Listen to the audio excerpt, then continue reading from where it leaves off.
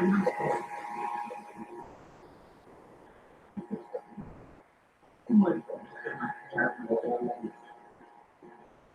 we on? Hi guys. Hi. Thank you for joining. Hi JP. Hi Kam. Hi Muhammad. Seaton Morgan. Hi. Hi. So until we wait for some more people to turn up, before we get started with reading the book, I can't help myself. I couldn't help myself. Last night I came across an article.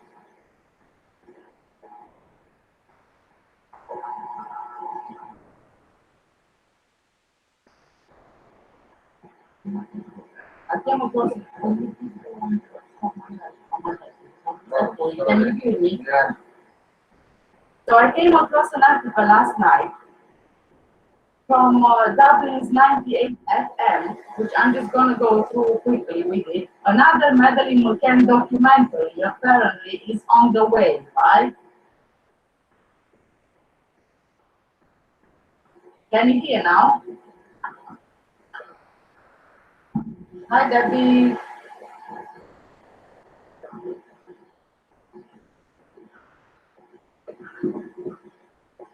Mohammed, my husband's name is Angelo. Not here. Can you hear now?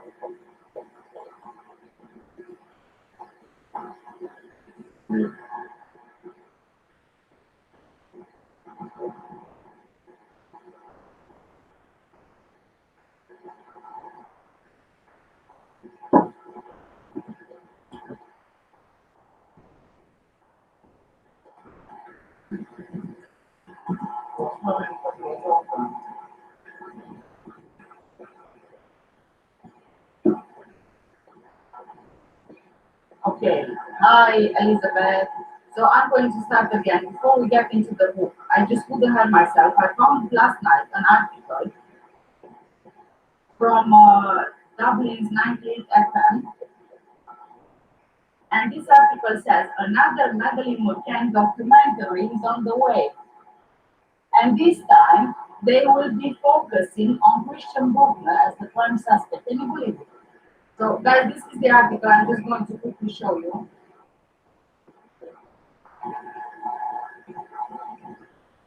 I am so frustrated. That's the reason why I wanted to start with this, because they will be focusing on Christian Bruckner. It's not enough that this man was in the press every single day almost.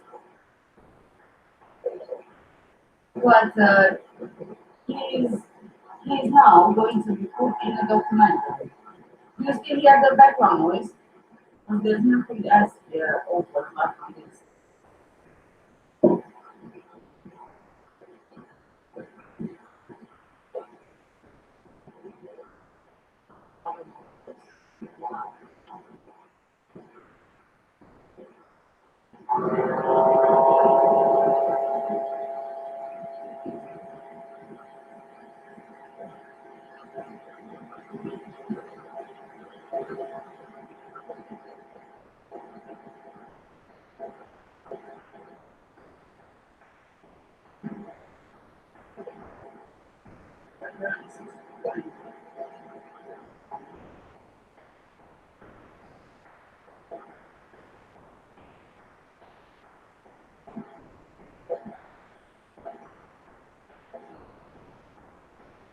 Hi, Debbie.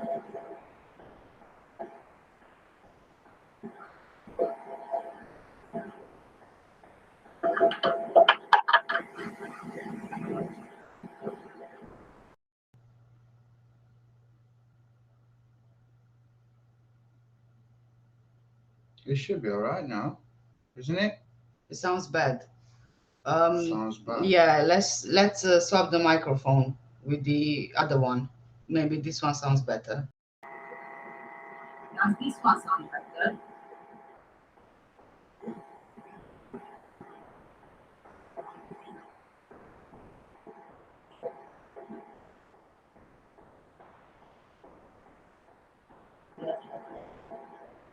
Okay. So you guys have seen the article I was talking about. So what do you think? He will be like a scapegoat, I'm quite sure of that. I mean, honestly, it's not fair. It's not fair because they don't have any evidence against him. Even yesterday, he was defending the media saying that there is no evidence of that Madeleine's disappearance, and now they are planning to do a documentary on him. I really hope that he's getting paid for this documentary because his name, if we read that, his name is already known worldwide. He wouldn't be able to try.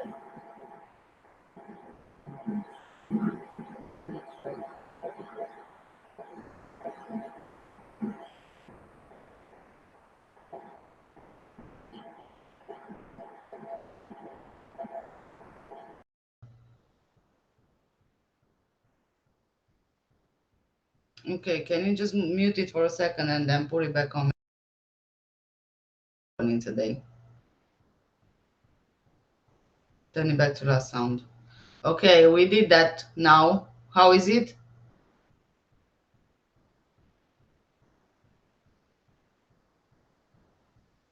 I can hear you very well. Okay, Well, let's hope let's that. hope it's working now. Yeah. So, are you guys ready to get started? Mm. There it is, the book. The book, Maddie, Truth of the Lie by Gonzalo Amaral. Okay, so I was thinking the way we can do this is I can read one chapter, then we can have a discussion about the chapter, and then we keep going. We are not touching anything, nothing, no, just the book. Okay, let's start with the foreword. Certainly, this book responds to the need I felt to defend myself, having been discredited by the institution for which I worked for more than 26 years, without being given any chance to explain myself, publicly or within the institution itself. I made the request several times, but it was never heard. I therefore scrupulously respected the rules of the judiciary police and I refrained from making any comment. But this goes without saying. I experienced that silence to which I was constrained as an attack on my dignity. Later, I was removed from the investigation. It was then that I understood that it was time to speak. To do that, I requested early retirement in order to be able to express myself freely. However, the purpose of this work is more important, to contribute to finding the truth so that justice can finally be done in the investigation known as the Medi case. Truth and justice are two values strongly anchored within me, which reflect my profound beliefs. They always guided the work I did for the institution to which I am proud to have belonged. Even in retirement, they continue to inspire me and to be present in my life. In no way does this text seek to challenge the work of my colleagues in the judiciary police or to compromise the ongoing investigation. I am convinced that the disclosure of all the facts may, in the present case, result in harming the investigation. However, the reader will have access to unpublished information, to new interpretation of events, always with respect for the law, and of course to relevant inquiries. The only objective of a criminal investigation is the search for truth. There is no place for the politically correct. So this was the foreword, and now we can move on to chapter 1. Precipitation? Certainly not. February 2008, 9 months after Maddie's disappearance. It's Carnival Sunday. In the distance, the shots of the hare hunters can be heard, resounding above the low-growing vegetation of the barracle. On waking, I decide to stay at home. Recently, I've had no wish to go out, to go walking, or to meet people. I yearn instead for peace and silence. That morning, the sun was shining, promise of a lovely day. But in the afternoon, the rain began to fall, ruining the fete and the parades. From the window, I admired the Algarve countryside. the pink and snowy white of the almond trees contrasting with the blue of the sea that is glimpsed in the distance. Suddenly, the ringing of the telephone, more and more unusual of late, brings me out of my lethargy. I have to face reality. From the receiver, a friendly voice, swinging between anger and sadness, asks me, "How are you? Have you heard our national director's interview?" I reply no and wonder what the clearly perceptible anxiety of my questioner is due to. He says we were precipitous, that placing the couple under investigation was premature. I wonder what's come over him. He totally validated that decision. What is he intending to do? And the investigation? He is alluding to the investigations undertaken after the disappearance of a little English girl of nearly 4 years of age during the night of May the 3rd to 4th, 2007 at the Ocean Club, one of the many tourist complexes in the village of Luz in Lagos, Portugal. She was called Madeleine Mccann, and she was sleeping in a bedroom in the apartment block beside her sister and her brother, twins aged 2 years. During this time, their parents were dining 100 meters away with a group of friends and holiday companions. This news story was the beginning of a criminal investigation, unpublished in Portugal and, I think, in the rest of the world. Even so, the case benefited from unprecedented international media coverage. Numerous suggestions were put forward, mixing truth and lies. At the same time as regular information bulletins from the police, a campaign of disinformation was developed with the objective of discrediting the work of the investigators. For me, the investigations came to an end on October the 2nd, 2007, the date on which there seems to have been a new English ultimatum. Incidentally, on the same day that the Treaty of Lisbon was being discussed. Considering the length of time I witnessed that media spectacle, including at its height forcing by the McCann family with the disclosure of a photo-fit sketch of the alleged abductor, nothing more could have surprised me. "Don't worry, it's carnival." I followed the conversation as if it was nothing, but deep down I have the feeling that the world is caving in. After hanging up, I go back to contemplating the almond trees in flower planted in the hard soil of the Algarve. I wonder if a body is resting under that earth and if God, in the end, is not a little precipitous in making these trees flower in the winter. And then I tell myself no. A memory comes to mind of the legend of this princess from a country in the north, married to a Moorish king. She spent her winter days pining for the snow of her country, which she missed. Then the monarch had the idea of planting almond trees throughout the surrounding region. Thus, when winter arrived, from the castle window, the young woman could contemplate the white mantle of the flowering trees that covered the countryside, and her sadness was dispelled. Brief digression on the Algarve and its inhabitants. From time immemorial, the Algarve has been a region open to the world. Its geostrategic position, its sky, its climate, and the hospitality of its inhabitants have always attracted people from other regions. Phoenicians, Carthaginians, and Greeks passed through here. The Romans established themselves here and set up communication routes. Numerous relics at Istoi, Villamora, Abicada, Villa da Luz witness to their presence. The influence of the Moors who spread Al-Andalus, it is thus that they named the region to the west of Cordoba, to Algarve, remains very present in the Algarvian culture. The history of the relationship between the Algarve and England is as ancient as it is turbulent.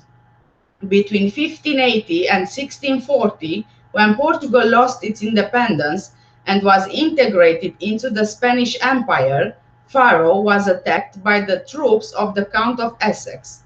This later seized, amongst other assets, some precious property. Not less than 3,000 volumes from the library of the Bishop of the Algarve, Jeronimo Osorio. Amongst these books was a Pentateuch. I'm not sure how to pronounce this. Yes. The first 5 books of the Bible in Hebrew, printed in 1487 in Faro by Samuel Gasson, a Jewish publisher. This historic work, the first book printed in Portugal, is kept at the British Library in London. Later, the Algarvians will help the English to defend Gibraltar, a strategic place for the fleet of the British Royal Navy. The Algarvians have always shown great independence, not hesitating to oppose any foreign domination attempt. In the 19th century, during the French invasion, the first reverses suffered by the Napoleonic troops were inflicted by the Algarvians. The population of Olhao rose up and drove the invaders back near Quelves. Young people of the town set out aboard the fragile bark to inform King John VI, then exiled in Rio de Janeiro, Brazil, of the liberation of his homeland. Portugal is a country of brave and warm-hearted people, rejecting arrogance and insults, proud of their identity and independence, even from the European Union. It is also a modern state that welcomes a great many investors and tourists, and moreover plays an important and recognized diplomatic role. Throughout its history, Portugal has concluded pacts, signed treaties, and built bilateral alliances with many countries. The Luso-British alliance is a good example, proof of the vitality of relations between the two countries, above all of a deep understanding. Nowadays, the Algarve is focused on tourism. Since the 1960s, it is mostly the British who come to stay here. It is on this welcoming soil that little Madeleine disappeared. An investigation destined for the archives. I feel it. With that television statement, the national director has the intention of preparing public opinion for the inevitable. That is to say, the end of the investigation and the closing of the case. I get the impression that that decision was hashed on October the 2nd and that all actions taken after that date were only a matter of form, with the sole purpose of sticking to the pre-established schedule. I fear that challenging all the previous work of the investigation is only a pretext for closing a case that was beginning to undermine the judiciary police, the investigators, and Portugal. Perhaps that was why it had to come to a close. Placing Madeleine's parents under investigation, Kate Healy and Gerald McCann, as arguidos, must have marked a turning point in relations between the police in charge of the investigation and the couple. The Portuguese police officers began to consider the McCanns as potential suspects, which their British counterparts did not. At that time, the two police forces seemed to agree about exploring the hypothesis of the child's death inside the apartment. But the English police, without any really practical justification, suddenly stepped back and gave up on following that track. We have always found it strange the way the couple were treated, even after they were placed under investigation. And we have often wondered how the McCanns could have had access to information that has not been made public. I recall various moments in the investigation, and the memories come pouring out. I think of the little girl who was not yet 4 years old and who was denied the right to live. It would seem that there are preparations to smother the case, that the importance of the evidence is being dismissed, is being minimized, that it's losing its strength. Thus, the rights of that child are flouted, the rights of many other children. Who wants to get to that point? Who required my departure from the operational coordination of the investigation? Who is it who wishes to bring an end to the arguido status of the McCanns and Murat?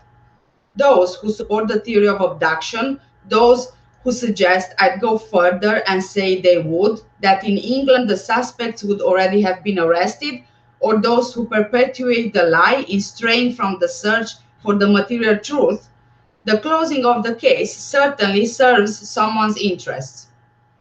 After my departure from Portimao on October the 2nd, 2007, I had decided to forget about this case.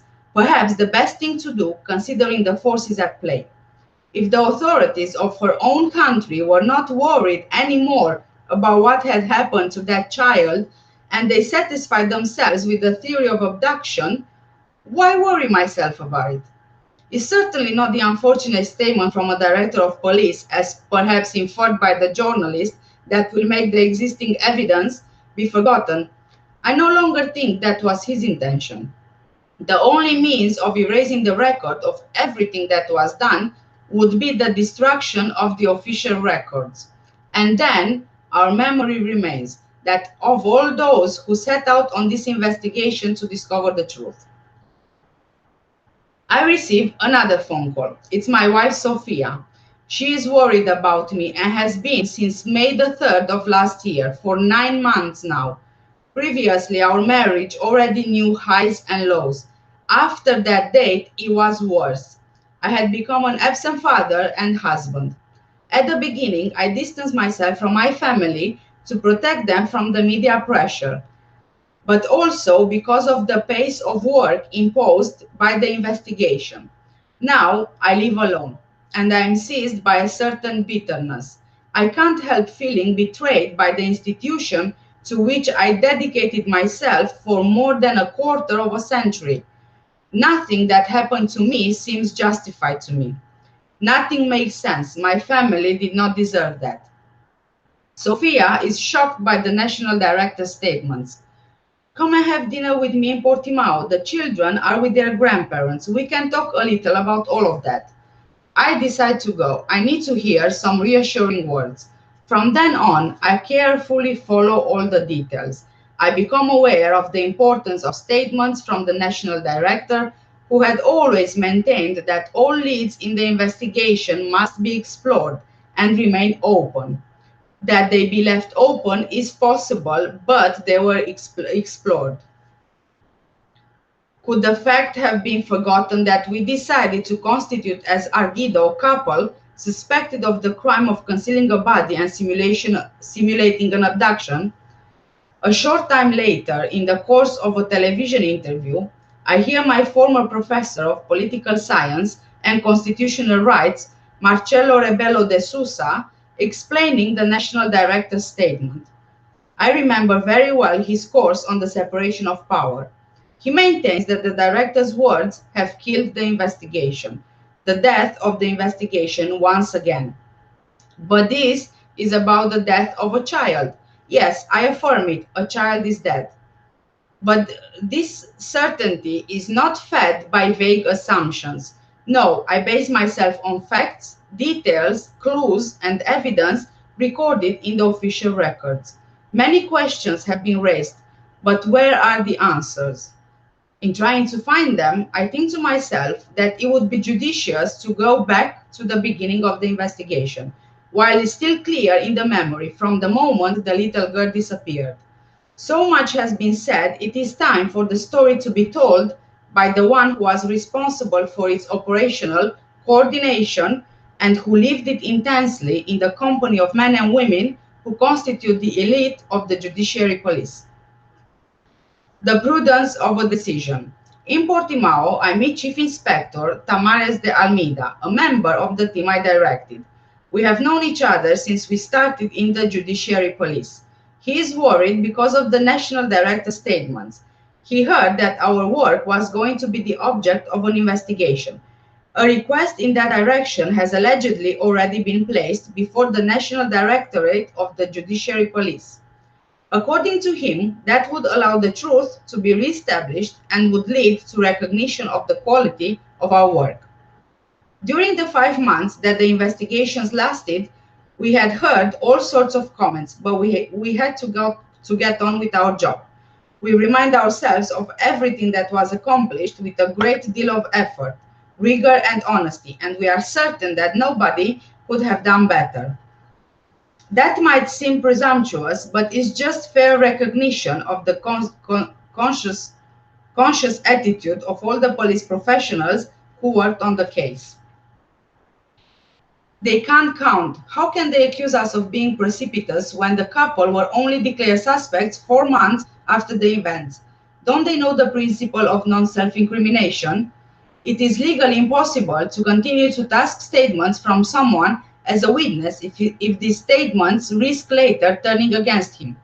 While a witness is making a statement about an ongoing case and at a given moment it is realized that he could himself be involved in an illegal act, he is constituted arguido.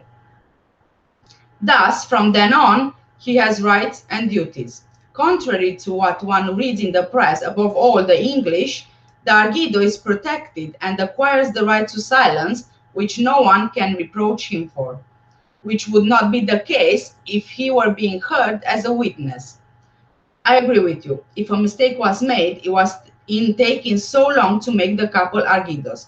Too much politics. That's what there was. Too much politics and not enough policing. I'd say rather that the mistake was in treating the McCanns with tweezers. From the start of the investigation, we realized that certain things did not add up, and yet they continue to benefit from favorable treatment. That's what's not normal. Does the national director perhaps think that the couple only left Portugal because they had been placed under investigation? In fact, the McCanns stayed in Portugal as long as we stuck to the theory of abduction. From the moment that was placed in doubt, they talked about returning to England, from which can be concluded that their being placed under investigation gave them an excuse to leave the country. You know, certain English journalists consider Portugal to be a third world country. Of course, I don't agree with that definition. And yet, if it's not a third world country, why is the head of an ongoing investigation dismissed when the quality of his work is not in doubt? There is a lot of talk about the politicizing of the law. They forget the extent to which a police investigation can be influenced. It's a matter, or either the investigation is entrusted to trustworthy people, or if things go wrong, those responsible are replaced with more reliable people. I don't believe that was the main reason. There are always reasonable and perfectly legal arguments. In fact, those who should stand in the way of this almost political management of the investigation are the most senior police managers. They should object to any situation or action that risks bringing prejudice to the investigation and to its correct operation. They can't agree to everything under the pretext of being afraid of losing their jobs. No, you are aware that you don't direct the police according to personal interests, but properly according to public interests. It is only thus that we can conceive of a police force in a democratic state. Okay, but look where we are. You will see soon the arguidos will be choosing who leads the investigation. Maybe that's the modern way. The modern way, rather self-interest, you mean? Deplorable. Speaking of deplorable, have you seen any of the Benfica game recently? It's not football anymore. It's, I don't know what. Incidentally, you've met Gaivota. Gaivota is the surname of a former Benfica player who was living in Portimao at the time of the investigation. A real companion who shared the good and the bad times with us. I remember his kindness and the patience with which he showed his support for me. If he was still at Benfica, maybe their defense would be up to something. Behind the scenes of the investigation, the crisis unit. Sofia is listening to our conversation. She knows the importance of the work carried out by Tavares de Almeida. It was he who kept the crisis unit operational throughout the investigation, until the departure of the last English police officers, when the McCann family returned to England, as if from then on it was no longer necessary to continue the investigations where the disappearance took place. It was he who nearly every day opened the local office at 6 o'clock in the morning, not to leave it until after midnight. All the information passed through there. There, we centralized all the data we received, emails, telephone calls, communications from the police officers working on the case. That room was the real nerve center of the investigation. The bits of information were analyzed there in order to distinguish those that were of real interest from the many others, reports or witness statements, raising pure speculation. A great deal of sorting out had to be done, notably concerning the eyewitnesses, who multiplied as the media coverage took on enormous proportions. The English investigators occupied the adjoining room. Between the two areas, information circulated in an uninterrupted flow.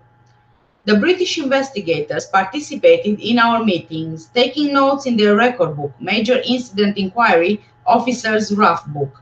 Another room was dedicated to dealing with information of a more practical nature, like, for example, the register of all pedophiles present in the region, in order to look for actual links to the case or the creation of patterns of connections. Difficult and meticulous work of great value, which was later sent to the crisis unit. Amongst other duties, Tavares prepared the documents, many of which had to be translated, so as to allocate the jobs between the various teams who on the ground executed the operational orders for the proper management of this lengthy work of verification. The revolt they now feel is legitimate. They suffer a deep sense of injustice. Not only did the judiciary police not know how to protect them, but it called into question their reliability. In the days following the national director's statement, rumor had it that he himself was going to be dismissed. Once again, the judiciary police were in crisis. Once again, this crisis was going to be resolved by a series of resignations in the highest spheres of the hierarchy. Yet, stability is one of the essential conditions for the success of its mission, totally dedicated to the service of the community. How come a criminal investigation, in this case, the research undertaken following the disappearance of a little English girl, could have caused so much upset to Portuguese justice and the judiciary police and compromise the cooperation that existed for such a long time between the police of the two countries? What are the powers that made the investigation so difficult to the point of stopping it abruptly? In recounting its operation, perhaps a response can be outlined and new light thrown on the events. I invite researchers in communication sciences to look into this case in order to understand how a dramatic event could be transformed into one of the most media-covered happenings of our time. So this is the end of chapter 1. What do you think? Well, I'm so thirsty now. he was talking about the way they dismissed him and also the political influence, uh, and that they have, the McCanns were given all the rights, and they were made arguidos uh, after about 4 months. That's a bit too long um, to do that. In Maddie's case, they should have been made a bit earlier and put the right things together. But political issues there, big politicians were involved, and obviously they had to play by what the politicians said. That's why he was made redundant. He got out of it. He had issues with his family, with his wife. He had so many, things happening around him, to him. Um, Also, he had no power to lead, and the big man was saying they will stop the investigation. So Yeah. that means it's something, someone put his hand in there, and that's what happened. He was talking about political powers in this first chapter, sort of all the media coverage and big politicians.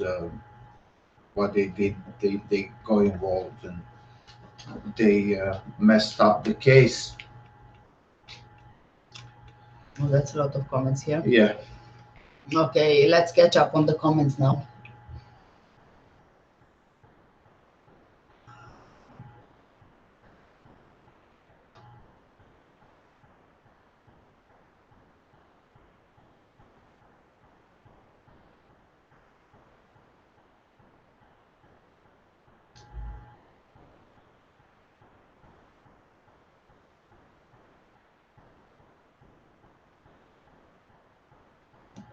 let's put this one on. From Carl Douglas, I heard Christian took her on a boat to New York. So, in all honesty, to get to New York, she would need some sort of documentation, isn't it, from Portugal to New York? Yeah, same thing applies as New Zealand, Australia, and other continents. If he was in European Union, it was a bit different because obviously you won't be stopped at the border as as often as you are usually stopped at other countries which are not part of the Union, European Union. So that will be a different approach, different case. They will stop you to ask for documentation. I don't know. That's the way I see it. I'm not quite seeing that he would be able to travel all those countries and get her to New York. It's not about countries. I mean, from Portugal, it's pretty easy. You get a boat and you just go over the Atlantic. But it will take some time, and also you risk to you know be caught.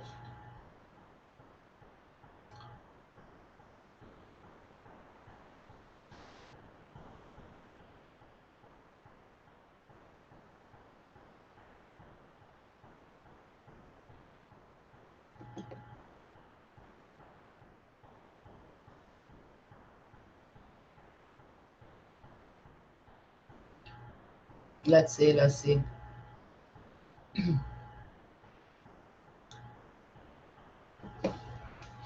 Debbie is saying can't get this book in the UK. Well, look, Debbie, I'm in the UK. I was very, very lucky to get this book. The only way I managed to get it was because I was at the right time on eBay. There were just a few copies available of this paperback version, and I managed to get hold of one. However, after I did my first video on the Gonzalo Amaral book, when I tried to put the links in the description of the video so you guys can buy it as well, there were none left available apart from the PDF versions. Although it's not illegal to sell the book in the UK, no one wants to sell the book in the UK. No That's publisher another thing. wants to be associated Yes. with it because of the McCanns and their power. There were a couple of books available on Amazon, but unfortunately they were not in English. So I'm not hungry, Mohammed. This is how I am. Carl Douglas says, shall I? yeah. We should. No, thank you, Carl. I don't want to be a private investigator. Do you know why? Because as soon as you work for somebody, then they will be able to control you and control however your investigation is going. I'd rather have the freedom to do it myself. And you. Yeah. The book should, I think, hold the language. Yeah. Okay. Okay, put it on. James is saying the book should have been called The Lie of the Truth. Well, either way, it's still, the truth of the lie. So, yeah.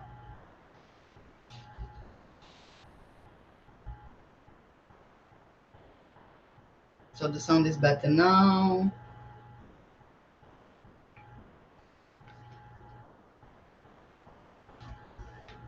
Yes. Yeah. Another one from James here. Okay, I have investigated this for 14 years. I believe Madeleine is alive, well, and that she will appear. Well, honestly, our hope is that she's alive and well, but I'm not quite sure I believe that. We don't know why the McCanns got so much coverage from big politicians, and also I believe, in my opinion, the royals were involved in it because Prince Charles he got involved in somehow in it. I don't know why. So there should be something big going on around it.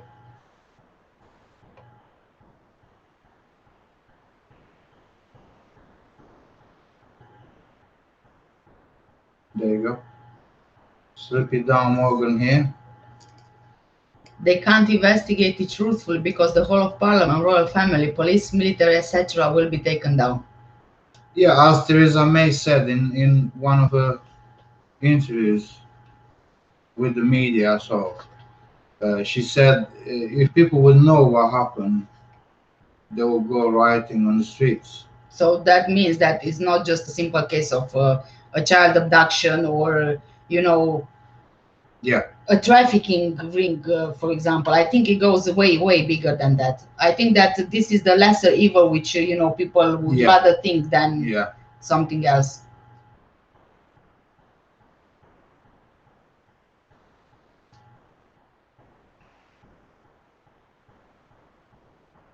Yeah, put that on. Which one? This from James. James is saying simulation of diversion creates theory gossip, but no crime. Yes, when it's diverted somehow and they try to manipulate, obviously creates only theory and gossip, but there is no proof of a crime committed. So obviously, yeah, it's true what you're saying, isn't it? Yes. That's the way I see it. That's the definition.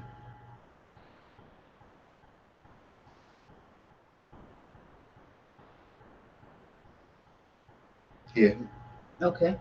yeah. Mm-hmm.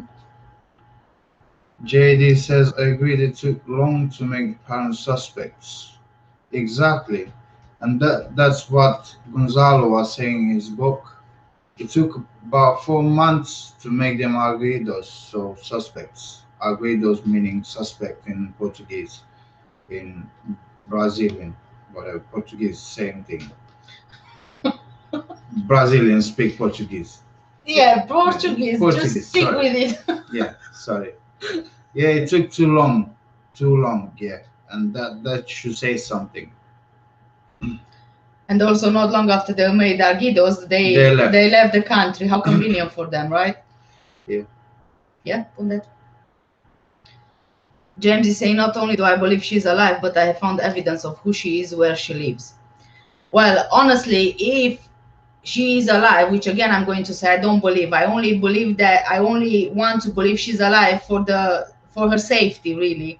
But the way that the investigation, the direction my own investigation is leading me, is to believe that she is not. However, the only way I see that she's alive is if she was an experiment and they had to keep her hidden somewhere, which in one way would explain why Kate and Jerry McCann are behaving the way they are, as if they haven't lost a child.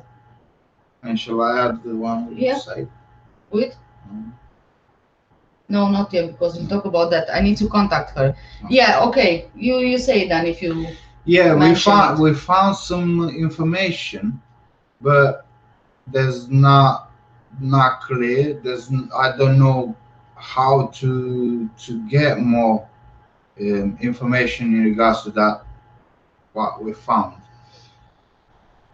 We found that Maddie might be in Germany uh, under Don't say the name yet because we can't say the under name. some other name, and we looked at similarities, and there are similarities, but we are not sure.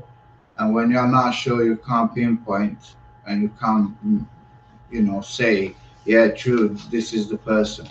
So yeah, apart from James, who sent some emails yesterday with some photos, a while ago I received a couple of emails from another viewer of mine who sent me a few photos and some information. And it seems that there is this girl in Germany that has a lot of similarities with Madeleine Mccann. But she is now, if you think about it, if you want a child to be hidden from the world in general, and you put that child, say for example, to a remote village in Germany with a family, that child wouldn't go as public as this girl is going. I'm not going to get into much detail, but she's very well known in Germany. So that would defeat the purpose of actually hiding somebody and putting them with another family. Yeah. I'm still thinking I still need to contact the girl, and I'm just going to ask her straight. Did anybody come to you saying you're Madeleine McCann? and then we'll take it from there and see if there will be any chance that she will talk to me in one of my videos. I don't know anything yet. She's a public activist, so I don't know. I don't know what's gonna She is happen. well How it's going to known, go. and she's into politics. Yeah, and she's yeah. she's an activist, Yeah, and she's really, she's good at what she does. but that would also Let's compare it to Greta Thunberg. yeah. So Some she's sort sort of anti Greta Thunberg. That's how they Yeah. compare her online. Yeah, That's why to me it's not very believable to be the same person, because you don't just you know, your parents would hide you or things like that, and then on top of that her mom is a lawyer. So I really need to be careful how I approach the situation, because I don't want to find myself in a legal action. Yeah. yeah. We've already put that on. All right. Yeah. Yeah. Mm-hmm. Debbie says, too, JD, you should look at them from the start. Even today, nobody has looked into them in being involved. Yeah, The nobody parents, has. Yeah. The British police haven't. No. The only ones who did were the Portuguese police, and you can see how that turned out. They were stopped. Yeah. It's possible they got too close to the truth and people didn't like it. And that's why Gonzalo was made redundant, as it, Yeah. isn't it? Right. Which one?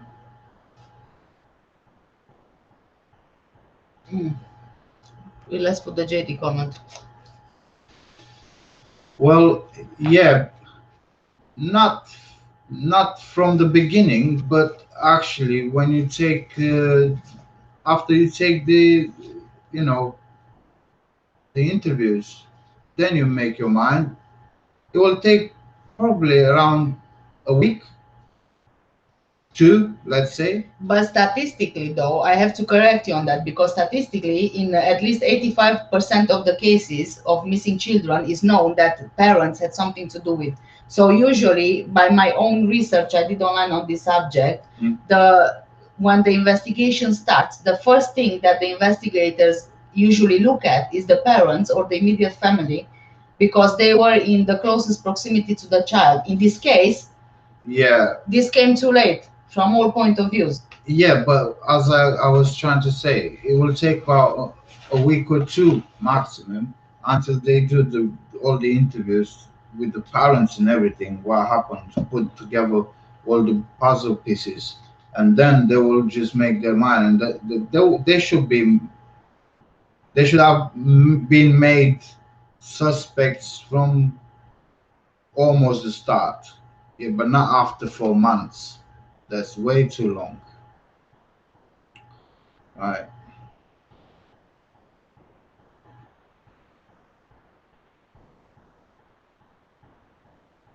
Which one?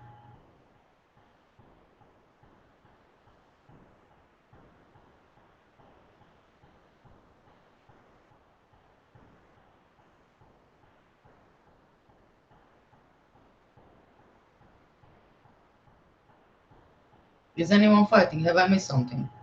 No, I mean, they have their own opinions, Yeah. and we should just let them have their own opinions. Yeah. This one? Mm-hmm. JD is asking why British police have more power over Portuguese police.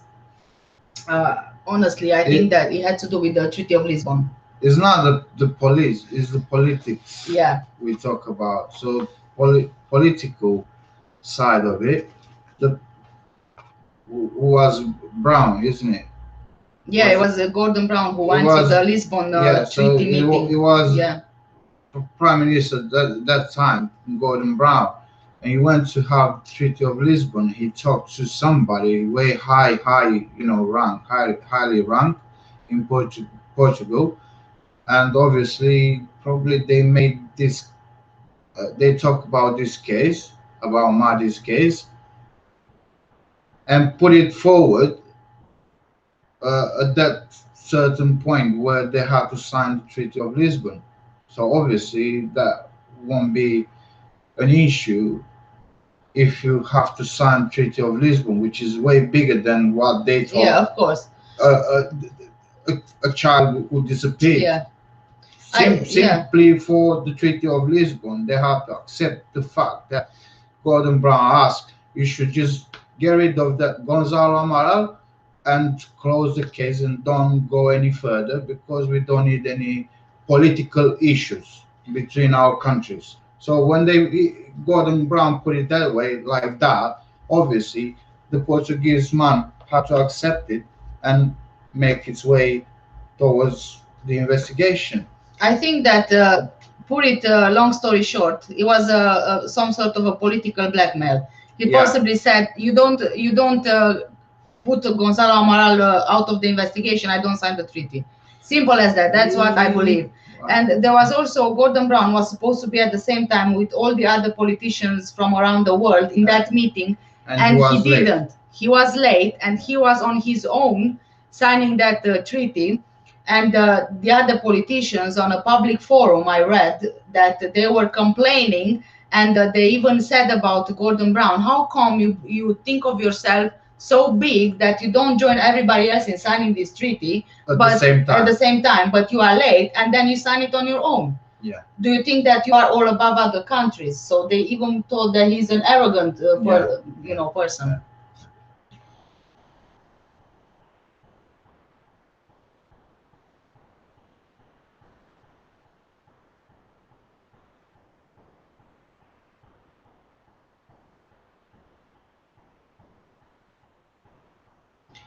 Debbie, let's put Debbie's comment. Debbie say you can get in bookshops only online if you are lucky. Yeah, online only if you are lucky. I don't think there will be in any bookshops. You might be able to find the PDF version of it on eBay. Yeah, that's what somebody was saying. Yeah, I prefer the paperback.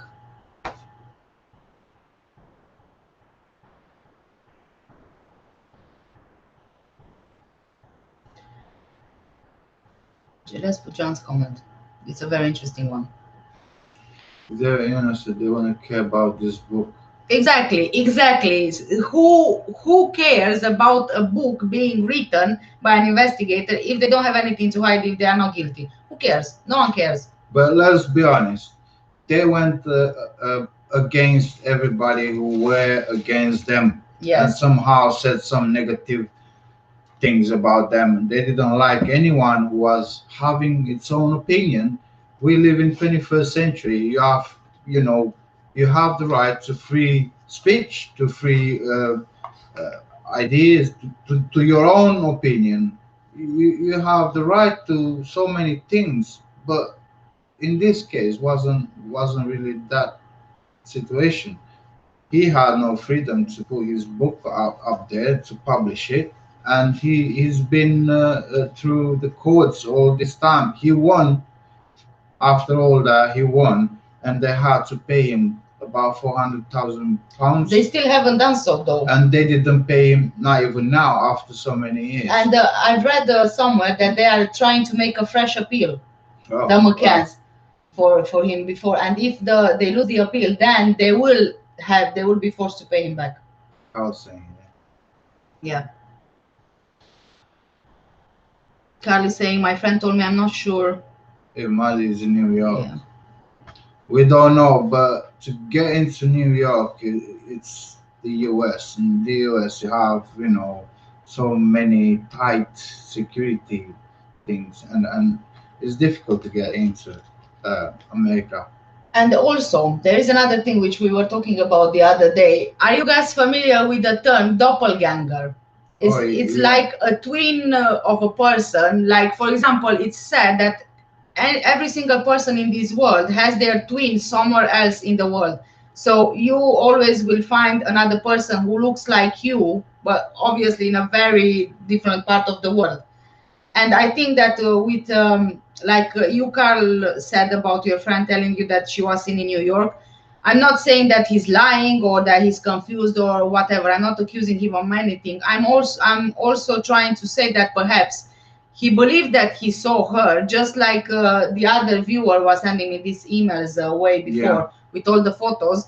They maybe, people believe it's her, but maybe it's someone who looks just like her. So I don't want to get into too much detail. And Yeah. Mm-hmm. JD is saying if there is a royal family link, is then with sex trafficking related. There's been so many things said about sex trafficking and so many things that went, happened before in including royal family. Uh, we were talking about Epstein and its connections to big people, including the royals. Um, but Epstein, I believe, he had to do with eugenics, not with trafficking and other things, because he had too many big connections, and his island was under tight security all the time, and he had so many things to do with eugenics, which is to uh, you know kind of make the perfect human, as eugenics definition says, isn't it? Yes. So I don't know if it's sex trafficking related or not. I can't say no, I can't say yes. I'm just trying, to give more info to that. It's not only about sex trafficking here, it's about other bigger things. Yeah, and also, well, in my opinion, sex trafficking has been known is For as old as time, really. yeah, Is nothing which is surprising anymore, and especially with the royals, and even before previously, even when it was during Victoria's, the Queen, it was always known about royals that they will do such things. So it's not so uncommon and not heard of. yeah, And that's why I am a bit reluctant to believe that it's only the sex trafficking going on here. yeah. Susie says here, I think Madeleine is a code name. You might, you never know. You never know. If it's part of a project, of a bigger project, it might be just a code name. There you go. Why it says Sleepy Dog Morgan is she? Now me say that. That's the suggestion I got, but obviously I don't want to pinpoint to anything really. That's why I will try to contact her and see what she says and take it from there. Yeah, we didn't want to say it at the beginning, but obviously you said it now. Yeah, we found Naomi saved. It's not saved, it's saved. But yeah, wow. No, nothing. Yeah. I was just listening. We found similarities, but nothing sure about it. So it might be just somebody else who looks like Maddie or Maddie. She was almost 4 when she disappeared, so we don't know how she would look now. But obviously, the facial recognition and other things added, it will make you believe it's somebody, who we're talking about earlier. I don't know. Well, honestly, you know what the really bad thing about this is that you are actually talking about someone um, like Naomi's, right? And then it's possible that she's been throughout her whole life and she hasn't heard of Madeleine McCann, right? Yeah. And then just to talk about her without knowing who she is and to say, oh, you know what, you are Just Madeleine McCann. speculation, Yeah, yeah. exactly. You know what, you are Madeleine McCann. You know that your real parents are Kate and Jerry McCann. I just feel that it's wrong. I mean, yeah, obviously people will, make up their own mind about what they find, but you can't just go out there and say, no, she is Madeleine McCann. Yeah. You can potentially destroy this person's life, especially if it's not real. Yeah. The date of birth, date in a row. Yeah. We found the date of birth and we thought it might be wrong. Um, Anything can be done nowadays. It's even about the date of birth can be changed, isn't it? There's so many cases where about you were talking about Blanche, that she had three different. Blanchard. Yeah, Blanchard. They shared about three different birth certificates with different dates in, you know. I honestly, on the subject of Naomi, I would rather not comment so much on it No, no, because yeah, I don't feel it's right without yeah, me actually confirming things. Mexico. Yeah. This explanation 98% is the truth. Read the facts in the PJ files. End of mystery. Yeah, PJ files. When you go into it, there are so many things. You never end. You never end. It's like you go into big what you call it, database. It's too much to go through. But we've been in some, not all of it. In some we've been already, uh, and there are some things as I found the list with the people were in, you know, present in Paradise, in Ocean Club. The guest checking list. Yes, Yeah. with the various different names in there. Also, there's some discrepancies. To now add the errors in the names, and I was thinking maybe those errors are there just to not be able to find them, isn't it? That can be the case. I Yeah. don't It's know. either, well, Too many errors. the way I see it, it can either be that it was genuine in error or purposely made to not find out who I don't really know. the person was there.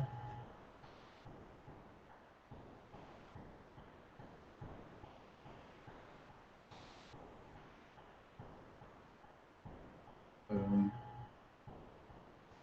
Okay, can you put this one on? this one. This. James is saying jailed for abandonment in Portugal and UK, all the families. As far as I am aware, for example, in Portugal, if they would accuse or convict someone of a crime, they can't convict them of another crime. So I think that in Gonzalo Amaral's case, I think that he didn't really want to jump into convicting them of neglect when it's possible that he was working on the bigger, the bigger thing of them being involved in Madeleine's disappearance. So they wouldn't get as much time for abandonment as they would for, murder, for example. Yeah. As for all the families, yes, I completely agree. All of the families, they have neglected their children, so they should be accused. Oh my God, I don't know how to talk anymore. I mean, put up, you know, as for neglect. Yes, at least, yes. you know, because you left your kids there in their own, you know, apartments in all that resort there, and you went to eat and drink and have fun. Yeah. And they should be charged here in the UK. If in Portugal they can't be, they should be charged in the UK because they are not being charged. And what example is that giving those parents who are indeed neglecting their children, which leads to them being in danger and possibly being killed or disappearing or being abducted? Yeah. There is no example made. Yeah. Bessie Cole says far too much political interference to stop this investigation. Yes. Yeah, agree with that. As we were talking about the first chapter, he was saying about interference, political interference, and they are too strong and too powerful to fight them.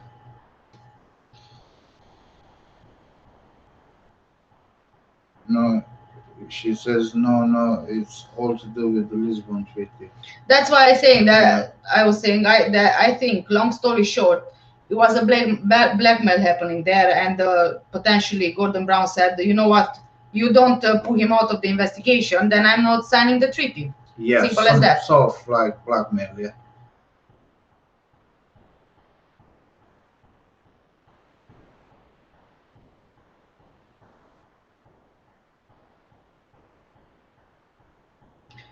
Yeah, you can put the comment up. James is saying, Cat Angel, can you say how I came to my theory, photos of similarity, etc., age, date of birth? I'm not sure how you came to that conclusion. I don't know. Like I told you in the email, I've seen the photos. I will need to have more information, and try to find out myself about that, just the same as the other girl I mentioned. I can't just say, okay, this girl is Madeleine Mccann, because I can't say it if I'm not sure. Yeah. Right.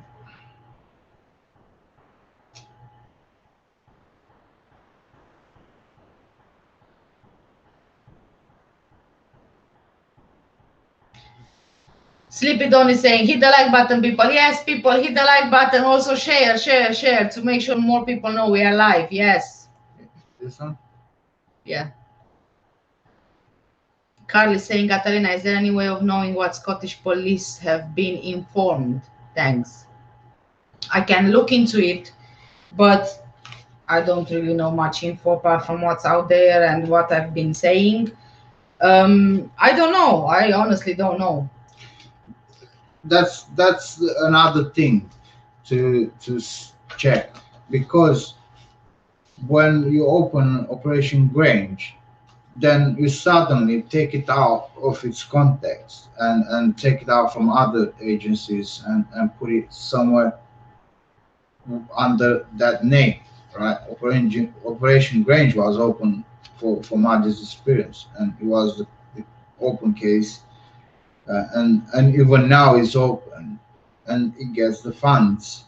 Uh, Obviously, McCann's get the money and everything they need.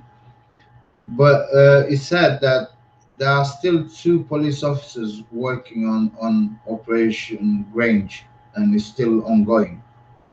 We don't know why, and we don't know how. Not all, two, more than two. More than two. Well, Yeah. at least two. But the problem is that even if you try to get the information under the Freedom of Information Act, Yeah. then you won't get anything from them, from Scotland Yard, from Operation Grange. You won't get anything. You will always be hit back with matters of national security, which again, it takes me back to the issue of her being an experiment, because who replies with a matter of national security for a missing child's case? It doesn't make any sense. And then you also have the MI6, MI5 involved, allegedly. I can't say 100% because I can't. So there are so many things which just don't add up here. Yeah, and that's why it gives you the idea it might be a big project there. Then so they also it's national security. Yeah. So it's a big project. Yeah, there's also the question that what happens when she turns 18? What happens when the investigation closes here? Will us then be able to request information under the freedom of No, information? because when it's under national security issue, Then you can't. Then you can't.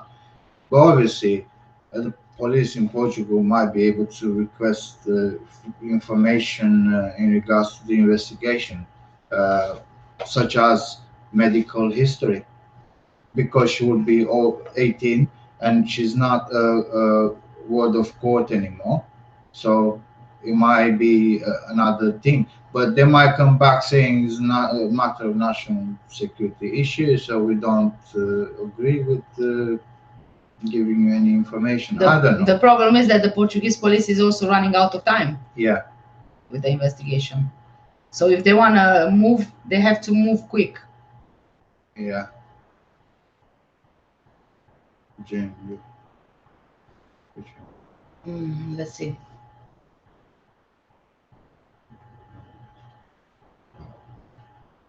Shall I?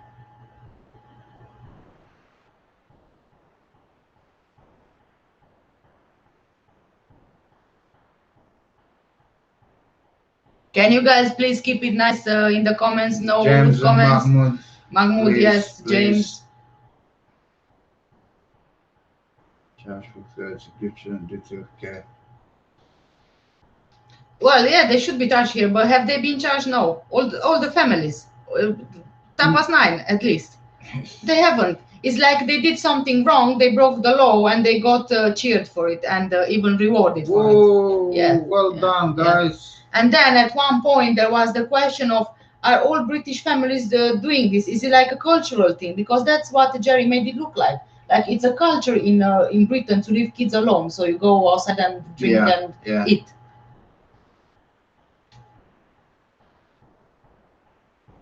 Did you hear? Hold on.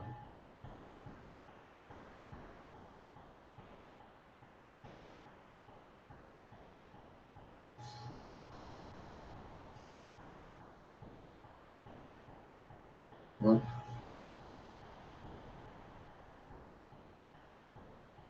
Which one? Yeah, This one? this year. JD saying, did you hear one grandparent said 1 week after Madeleine fund set up for legal costs? Yes, I heard, which was very, very surprising and also very strange because who goes setting up a fund for legal costs? I mean, legal costs for what? If your child is missing, potentially, like you said, being abducted, why would you need Legal costs. legal funds costs? for legal Yeah. costs. And they got themselves lawyers so quickly. They even flew to Portugal. Those lawyers. They got straight away the media coverage. They got the media coverage. They got the Clarence Mitchell. They got the lawyers. They got everything from the beginning, as if they got themselves ready to be main suspects and to fight it already. It was rehearsed. It Yeah, was yeah, something like all sort of well prepared, way ahead of this happening. While it costs you Madeleine. Yeah, true. Yeah.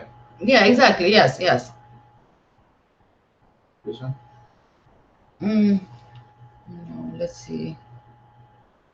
That's it. Yeah, that's it. Why? Susie's asking why word of court. Where? Here. It's the last comment here. Well, Okay. JD saying Operation Grange hasn't had one suspect all these years. That's and there's and the police getting paid to eat donuts. Yes, they haven't had one suspect. I know they keep running around with this Christian Bruckner, and I think that the British police were the ones who tipped off the German police where to look for and what to look for in Germany. So it wasn't like the German police came out on their own saying, okay, I'm going to look for this here. It was always the British police tipping off the Portuguese police and the German police. Yeah. So it's not like the German police had control sort of, or how do you say, influence from the beginning where to look. They were sent there by the British police. Right. Why word of court? Well, she was made a ward of court, which means that the state is her guardian. So I think that she was made a ward of court so that no one can request information in regards to her. Yeah.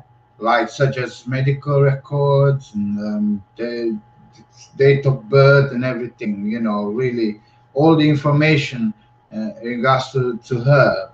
It was literally secret. Not secret, but kept under that word of court. Yeah. So they don't release it, and you are not able to request any information. Yeah. That's why she was made ward of court. And the better question is, why was she made a ward of court so soon after her disappearance? Why make her a ward of court if she was allegedly abducted? How would you know that she wouldn't be found tomorrow or next week or 1 month after that? It's all about DNA and everything linked to this word of court. Yeah, that's why. And then we can start with the second chapter. You read it, like anyone else leaving their children alone in a holiday resort at such a young age will have been reported for child neglect and in every newspaper for neglect. That's right. Yeah, exactly. Yeah. So but they haven't been no. You know, in this situation, they haven't been like put as they are neglected. They neglected their own kids. They left 3 kids in a room and they went to have beers and whatever.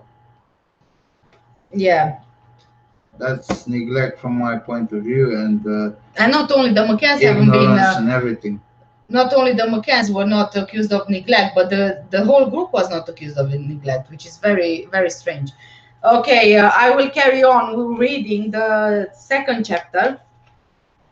You know that this is quite a long book, so it's got how many chapters? 22 chapters. So this is going to take a very long time. Why Madeleine doesn't know, she's how will she know? It's because when we call Caleb, for example, he was about what, two and a half, Yeah, three. but Susie's He- asking about now. Yeah, but I want to reach that to that point. Okay. Yeah, she knows his name, so you would know his name because you call him by his name. I'm not sure now, in Maddie's case, if she would know who she is. Obviously, probably she has a bit of, because it was a big trauma for her. If she would be somewhere else with another family or somebody else, and she would be what? Now she would be over 18 anyway. She wouldn't be at over 18 in May. Oh, She would be almost 18, sorry. Uh, then she would definitely remember just bits and bobs, but now I don't know if she would remember pretty much I what don't. happened. If indeed is the case that she's alive, I don't think she knows it's her. Yeah. Okay, I'm going to jump on reading the second chapter now. Right. No. So, chapter 2. Madeleine Mccann's holiday, Saturday, April 28th.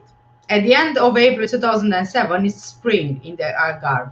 Even if the weather is particularly gloomy, it rains often. While the sun shines, the temperature becomes pleasant, but the nights are cold and windy. Can you just, moderate the comments in case Yeah. it's getting out of hand?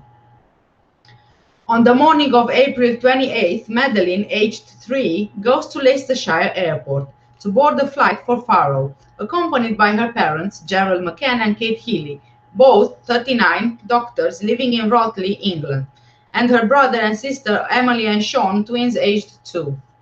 The family is taking a short holiday 1 week until the following Saturday, May the 5th. Madeleine seems at the same time happy and anxious. In Faro, where she arrives at around 2 p.m., she boards the minibus provided for tourists by the tour operator to travel the 70 kilometers that separate her from her destination, the Ocean Club holiday complex at Villa da Luz, not far from the town of Lagos.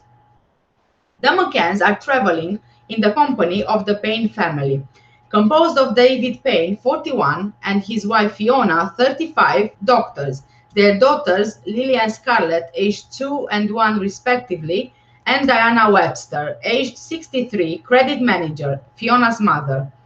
1 hour earlier, at around 1 p.m., the other members of the group of holiday makers had arrived from London. Human Resources Manager and their daughter Grace, 19 months, as well as the O'Brien couple, Russell O'Brien, 37, Dr. Jane Tanner, 36, Marketing Manager, and their daughters Ella and Evie, aged 3 and 1 respectively. David Payne is the organizer of the trip. These couples have spent their holidays together for several years. In January 2005, while Kate was pregnant with the twins, they stayed for a week in Lanzarote, an island in the Canaries. In September 2003, the McCanns and their friends Matthew Oldfield, Rachel Manfili, Russell O'Brien, and Jane Tanner spent a week in Umbria in Italy, where they went to attend David and Fiona Payne's wedding. In September 2005, Gerald, Kate, and their daughter Madeleine, then aged 2 years and 4 months, went to Mallorca in Spain for a few days of relaxation with the Paynes and other friends. On their arrival at the Ocean Club, the McCanns are allocated apartment 5A on the ground floor of one of the apartment blocks, the back of which looks over the swimming pool, the tennis court, and the tapas restaurant. This apartment is on the corner of the building with a public road running alongside. The other couples are accommodated in apartments 5H, Payne family, 5D, O'Brien family, and 5B, Oldfield family. 5B adjoins 5A and is close to 5D. Except for 5H on the first floor, they are all on the ground floor. Access to the front door of apartment 5A is through the car park in front of the building.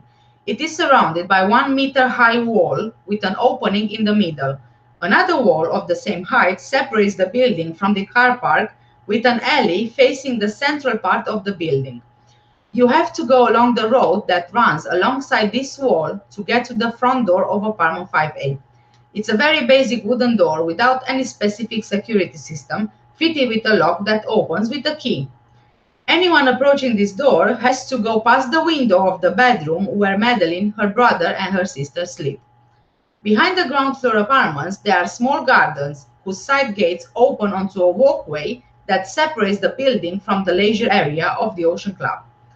Apartment 5A's small garden opens directly onto the public road. From inside the apartments, the gardens are reached via French windows which have very little security and only a blind shutting them off from the outside. The resort complex of the Ocean Club does not stand in a private area. The various buildings of which it is composed are spread throughout the village. The roads serving the club are public. Some of its properties are separated from each other by 2 kilometers. This is the case with the Millennium Restaurant. There is no video surveillance system or private security. Access to the leisure areas is not controlled either. Villa da Luz is one of a number of villages built in the years 1960-1970 when the Algarve became a very popular tourist destination, particularly with the British. Drawn by the mildness of the climate and the hospitality of the inhabitants, they built lots of little white houses, interpreting in their own way the architectural style of the region. They took an interest in the Algarvian culture and society, and their relations with the local population developed in a harmonious way. Brief detour via the history of Villa da Luz. This is proving to be quite important as well. The predecessors called it the Beach of Our Lady of Light. It was a little fishing village standing in a bay, benefiting from the fact of an advantageous geographic situation. The fine sandy beach stretches as far as the famous volcanic rock, Roca Negra. Rocha Negra? Rocha Negra. Rocha Negra, with vivid sandstone cliffs in the background. The remains of an ancient fort dominate the highest points, probably erected to protect the villagers from potential attackers coming from the sea. A paved walkway bordered by palm trees ran along the seafront.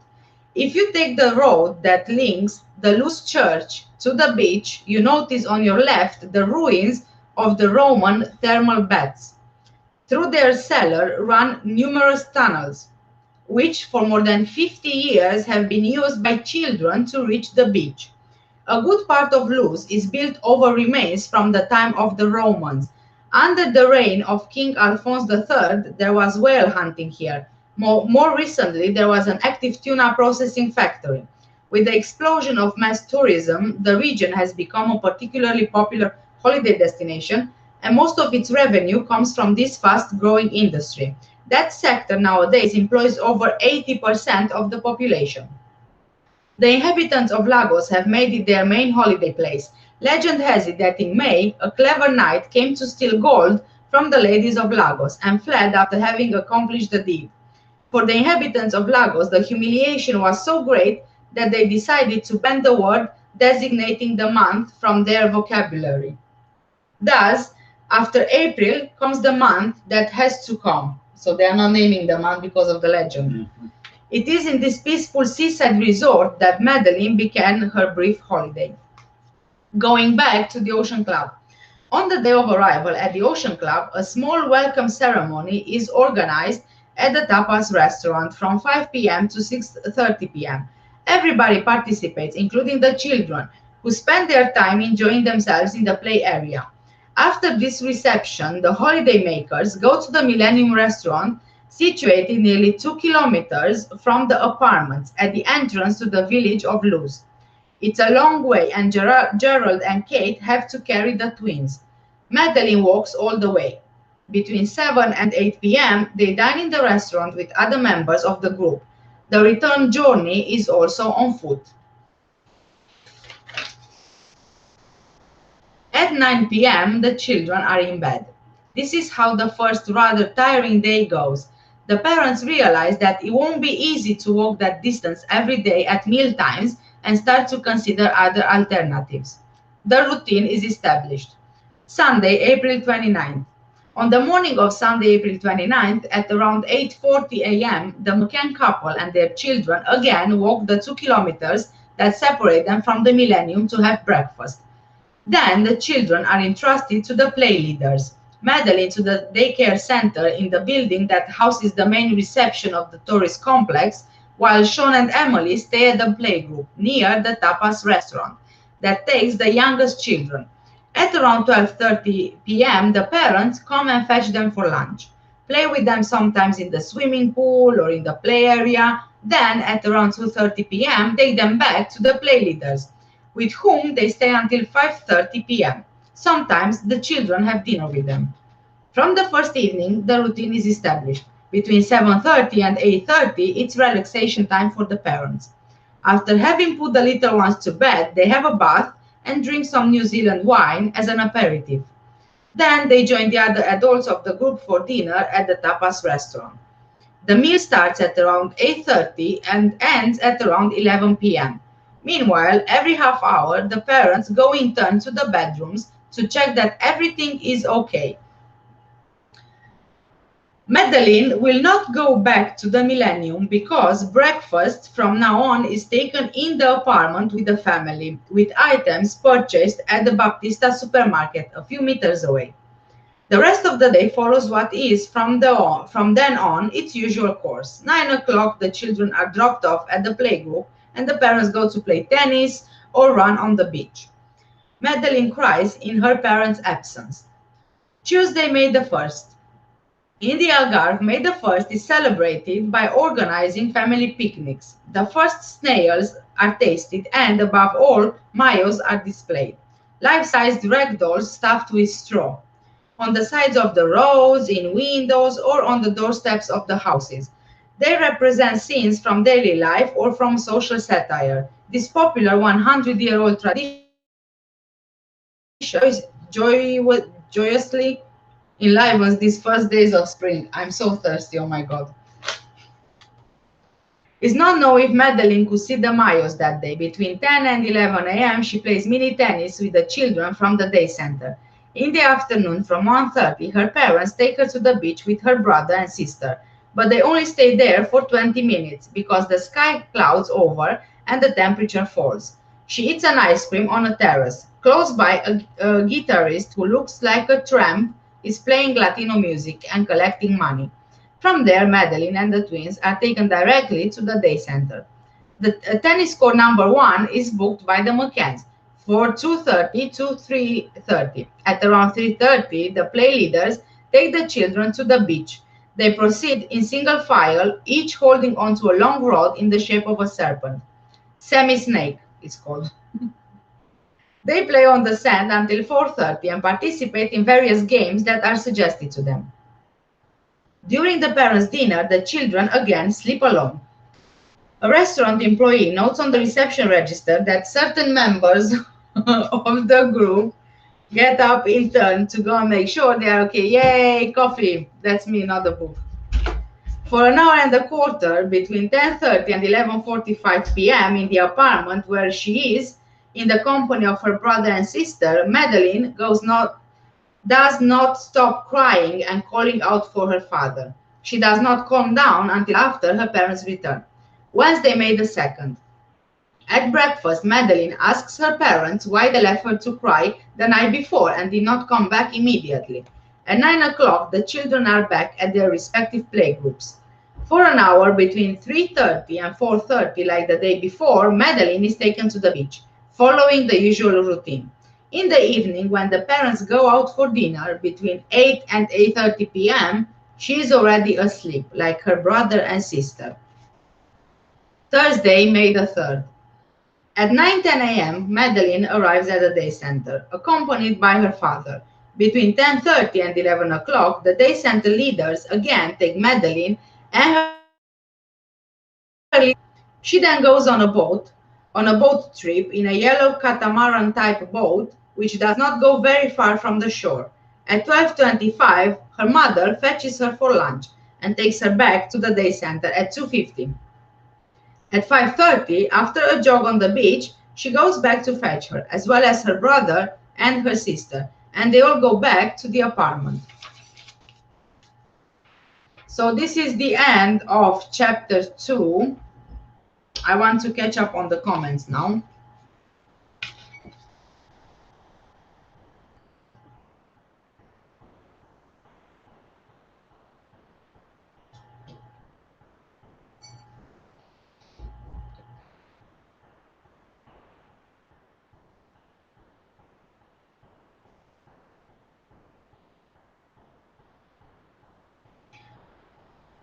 Debbie saying there be no justice for Maddie and there never be any. I completely agree with you. I don't think that anything will come out of any of this, and I think that this will either turn into a cold case or a scapegoat will be made.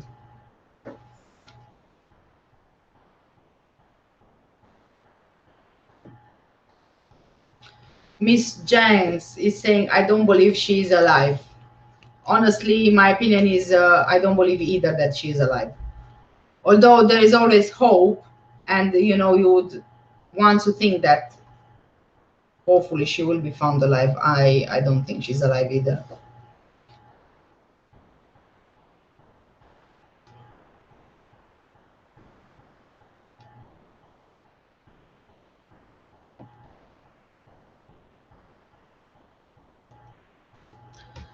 Susie is asking, if you was Madeleine McCann, would you come out to the world?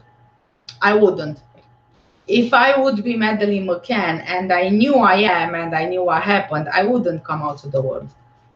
But also, if the parents were involved in any way, even be it neglect, I think that I would probably resent my parents for doing what they did, for leaving me alone with my brother and sister whilst they were having fun.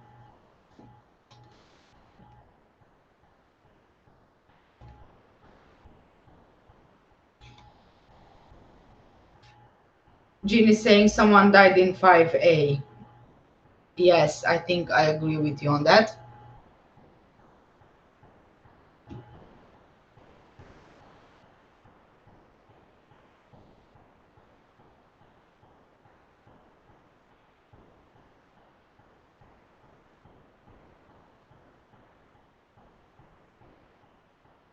James is saying this girl has been investigated, has same full name, date of birth, and has exact same similarity to Madeleine McCann face, nostrils, hair, eyes, no coloboma, which is doubtful. Well, James, I'm really hoping that it is the case and that she really is Madeleine. But like I said, I am still not convinced, if I'm honest with you. Coloboma of the iris, on the other hand, it might be that the Madeleine didn't really have the coloboma of the iris. We don't know. That's why Gonzalo Amaral was trying to get Maddie's medical records.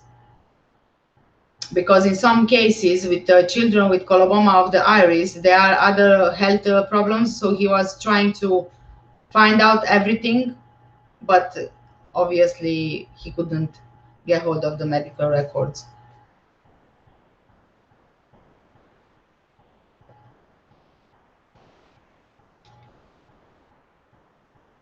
Miss Jansk, I don't know why they bothered to take the kids with them at all. I found out recently they spent hardly any time with them. They were in the cruise 4 hours every day. 4 hours every day. I was just reading, the chapter, and it's clear from what Gonzalo Amaral is saying as well that I think more 80% of their time, those kids were in the crèche or on the playground with other children and caretakers. I honestly don't know either why they took those kids with them on holiday. I think that if they would be left alone home with relatives in the UK, they would probably have a much a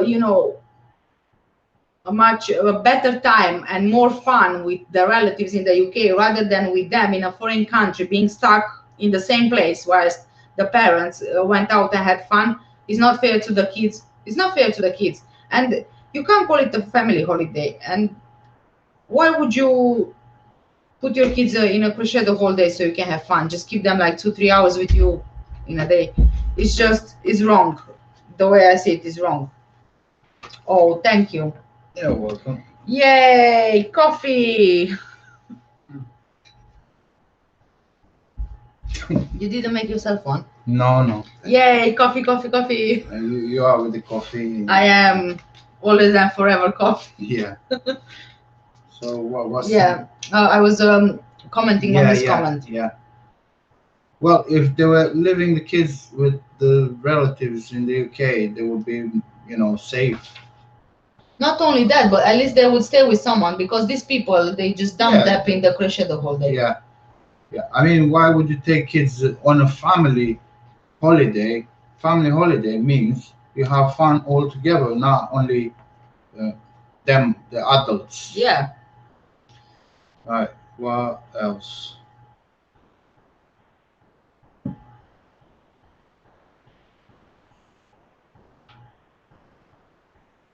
Uh, Jean, it certainly wasn't a holiday for the children. Yeah, exactly. Yeah. No, Very it true. wasn't. It was for them.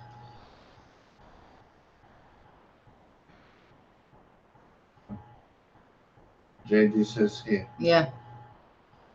JD Swingers holiday. It was. It might have been Swingers holiday, Oh, might have been well. something else.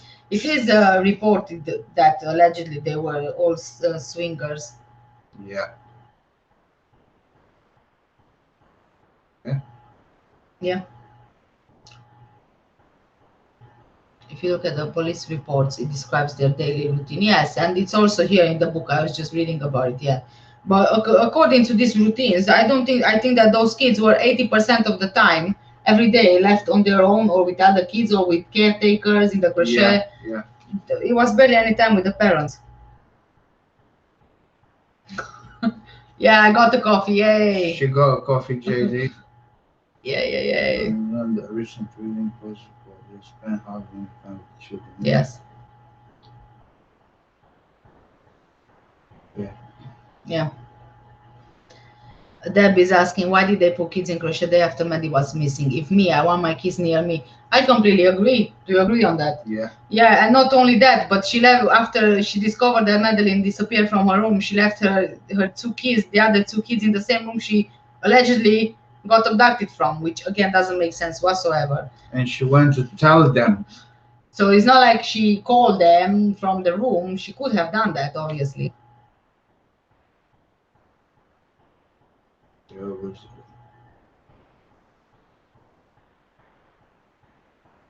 Yeah, exactly. Yeah, just what I was saying. Yeah. So one is gone, and then you leave the other two there. Yeah. And you just go. What did she think, like, oh, you know what, Madeleine is now gone, she was abducted, they wouldn't come back for the twins? Yeah. It's just stupid even the way it sounds when I say it. Yeah. Enrique. Hmm?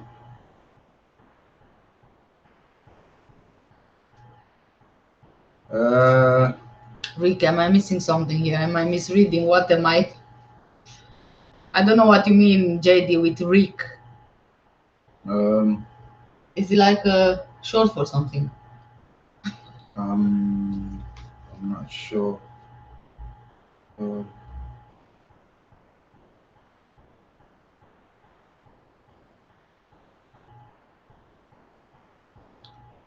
If I was Madeleine McCann, I would resent them too, but I would want to expose them. Well, it can go, you know, two ways. Either way, either that she doesn't want anything to do with them, and maybe she's thinking of her brother and sister, that she doesn't want to make them upset in case they don't remember anything. And I don't know. It's very difficult to put yourself in someone's shoes and you know, in that say situation. say what they would do.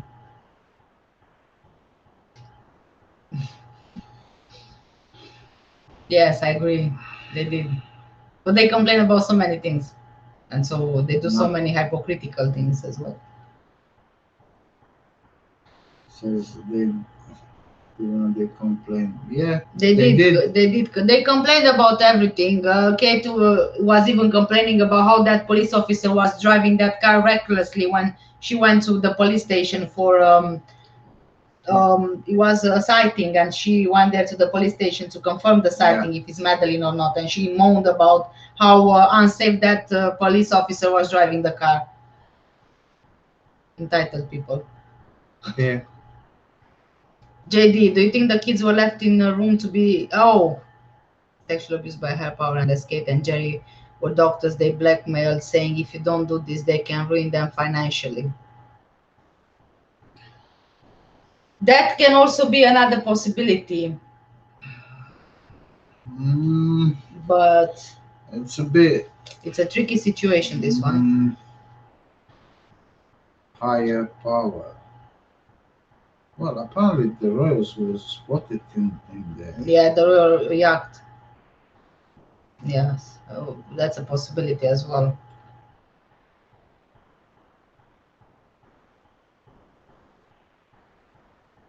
Yeah. To fend for themselves. Oh my God. I would, if you were here, I would make you a coffee, Hmm.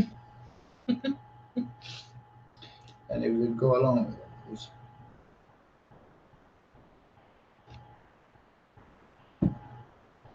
And if they go along with this with plan, it the will, with what we yeah, said earlier. I don't know, but how come the government got involved? How come MI6 or MI5, whatever they got involved? How come they opened Operation Grange? How come they got so many things and media coverage? I don't know. I in don't one know. way, I believe that Operation Grange was open as a payment to the McCanns and the group or something. That's why it never stops.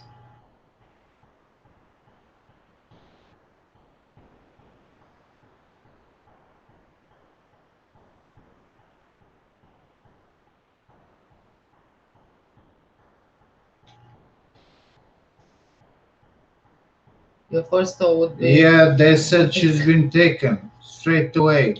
Kate was saying that, isn't yeah, it? yeah. Yeah.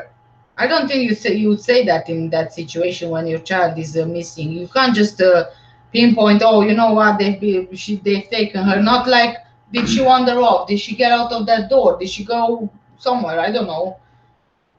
If Yeah, I mean, she's been taken. That gives you a lot to think. That they knew what's yeah, all about, what happened, so they had an idea.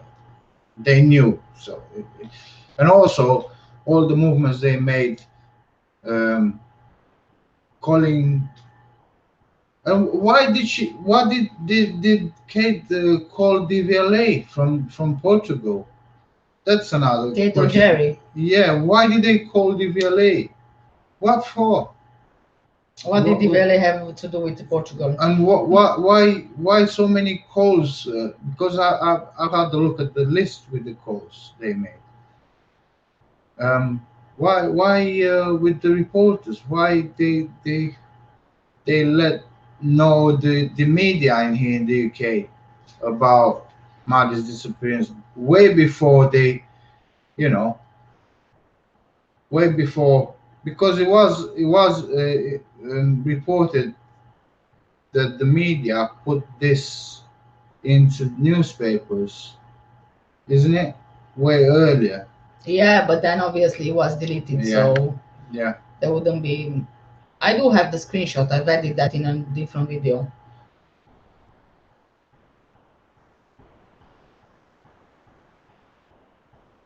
Which one? James. James is saying, I trust you both, but you'll see how the truth will be exposed. Well, James, honestly, in all honesty, I do hope that you are right and that she's alive. Not only that, but we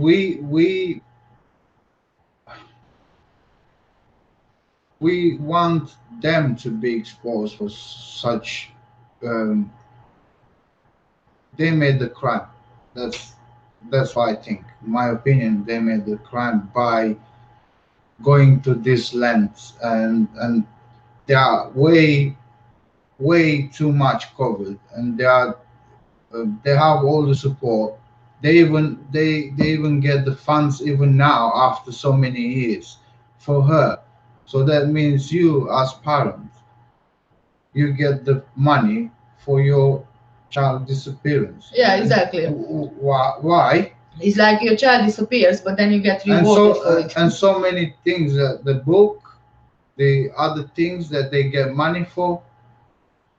I don't know why. I don't know why they get money for this. Miss Jens. So basically, the way everyone else does things is wrong, but they did nothing wrong. Leaving their kids was perfectly okay. In their eyes, yes, everybody is wrong. Apart from them, they are right. So let's say something happens to one of our kids. It's not our fault, it's theirs. Why did they No, go missing? no, but I mean, I mean, we will be in Oh, a yeah. big trouble, big problem. We will be the main suspects, and we will be for neglect and everything. Of course, because that's what the police does first thing is to suspect the parents. But they weren't in that situation, No. so they are good to go. You're welcome, Miss Jans. James, again, this is not a crime yet. It's a farce, circus, scam, and it's worked great because 14 years later, we do not have a clue. Exactly. That's what I always say to my husband whenever I'm working on the research for my next Madeleine Mccann video. I'm like, oh my God, there is so much information here. And then I start reading and researching. And the more I do it, the less I understand because it gets so twisted and so complicated that I still get to the end of it and I still can't say, this is what happened. You go in, Yeah, in yeah. a never-ending circle. Yeah, you do, yeah. Yeah. You must yeah. Range smoke screen and payment. So many comes in Tapazan was the NSTV and Tapaz. That as Well, as he said. yeah, as Amaral was mentioning in the book, the area was not very secure in terms of CCTV. I don't think that the tapas bar had CCTV. I don't think that the Millennium restaurant had CCTV.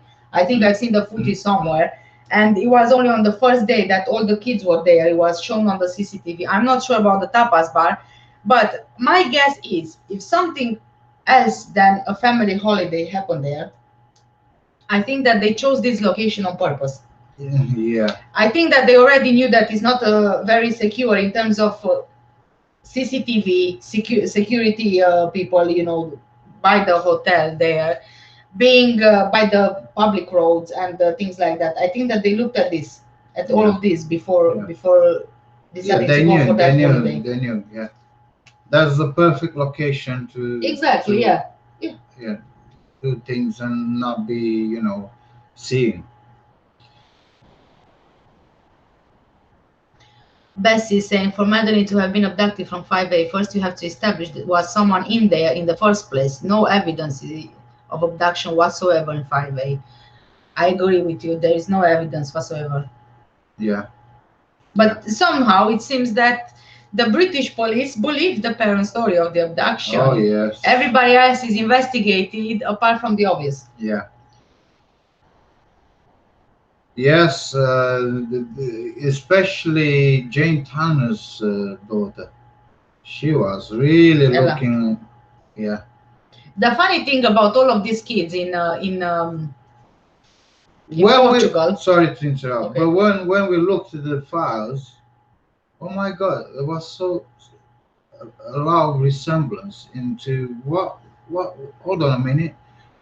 Almost all kids were similar age, similar group age, sort of, and they were like lookalikes. Really, The girls, yeah. The girls were like literally. You were looking. Which one is which? Yeah. And there are some photos out there with Madeleine Mccann and some other girls from the group of the similar age, and most of the times you can't even tell the difference, like which one is which, Yeah. And it's very surprising because you don't just make kids who look similar to each other in the same group. What are the odds? Honestly. Sleepy Dawn. They complained about the police liaison officers because they were asked if they had murdered their child. They took off the case. What is an investigation? Tongue in cheek on that one as well. Yeah. Yep. Obviously, being asked the question, it was very offensive to the McCanns. How would the public see them afterwards? Oh my God, it has to be done so much damage control to fix their image. That's why Clarence Mitchell was the perfect fit. Yeah. Oh, I'm so angry with these people. It's unbelievable. It was. Are you laughing at me? You're laughing at me, aren't you? No, Bessie is saying Kate was that distraught about Madeleine's disappearance that she rang Asda to cancel the shopping. What? Did she really, or is it just a joke? It's a joke. It's a joke. Asda didn't have then online shopping. What? Never mind. I'm going way off track here.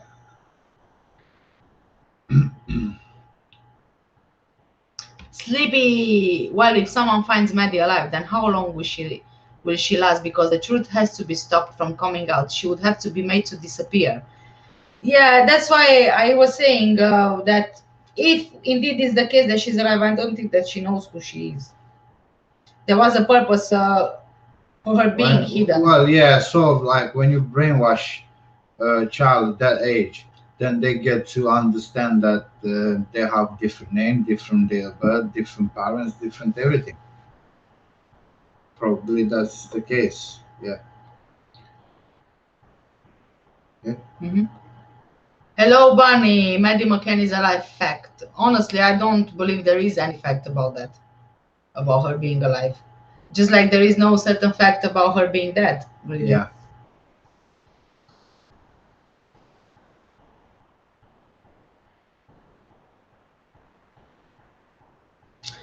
Miss Jansky is replying to Sleepy Dawn when they were just doing their job. It's normal to ask. Most kids who are murdered is by the parents by ratio of 12 to 1. Yes, and even the cases that we hear about kids, about children being murdered or missing and then later found dead, and then the Yeah. investigation leads straight back to the parents or the immediate family. Yeah. Yeah. Mhm. Jean, they described her shy and she was supposed to be outgoing. Yes, they did. Yeah, that's what they did. In some of the home videos, she didn't seem like a shy little girl. She seemed like outgoing, bubbly, very active. But on the other hand, they described her as being shy. Yeah. Yeah.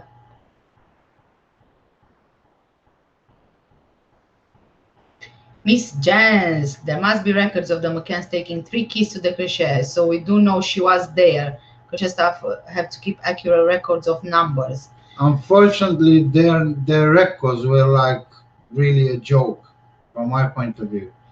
All those records scribbled and names which you couldn't make out what is what. And then there was also the issue of one day Kate McCann signing herself in the Crèche records as Kate McCann, and then the next day as Kate Healy. Yeah. It's again, this is a weird thing because you always use your Kate McCann name. Then why all of a sudden you're using the Kate Healy name? Yeah. There are some really weird things going on with those records.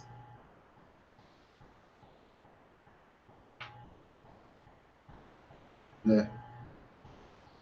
Debbie, Miss Jan's Crèche records were a mess. Yes, yes. Yes. Yeah, all scribbled over, mistakes were made, then rectified with. Yeah. Yeah. Bess is saying Jane Tanner's sighting was a load of rubbish. I back you on this.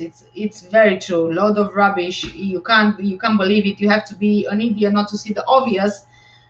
Yes. Yeah. I don't need to say anymore. Yeah. Yeah. Jean, I think Smith man was Jerry. Jean, I think the Smith man was Jerry as well. Yes. Oh. Who's this? All right. Let me just come on. Mm-hmm. You can read the next here. I pressed already. Oh well, it's gone. Sorry. Okay.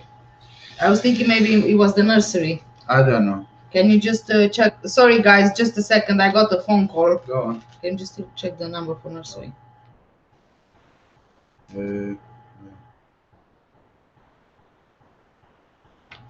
Yeah, Jane Tanner sighting. The Smith man was Jerry. That's the comment we were on, isn't it? Yeah. Yeah. Yeah, I do believe that it was Jerry as well, and also the Smith family. They were 60 to 80% sure it was Jerry. They've seen the night of Maddie's disappearance. So.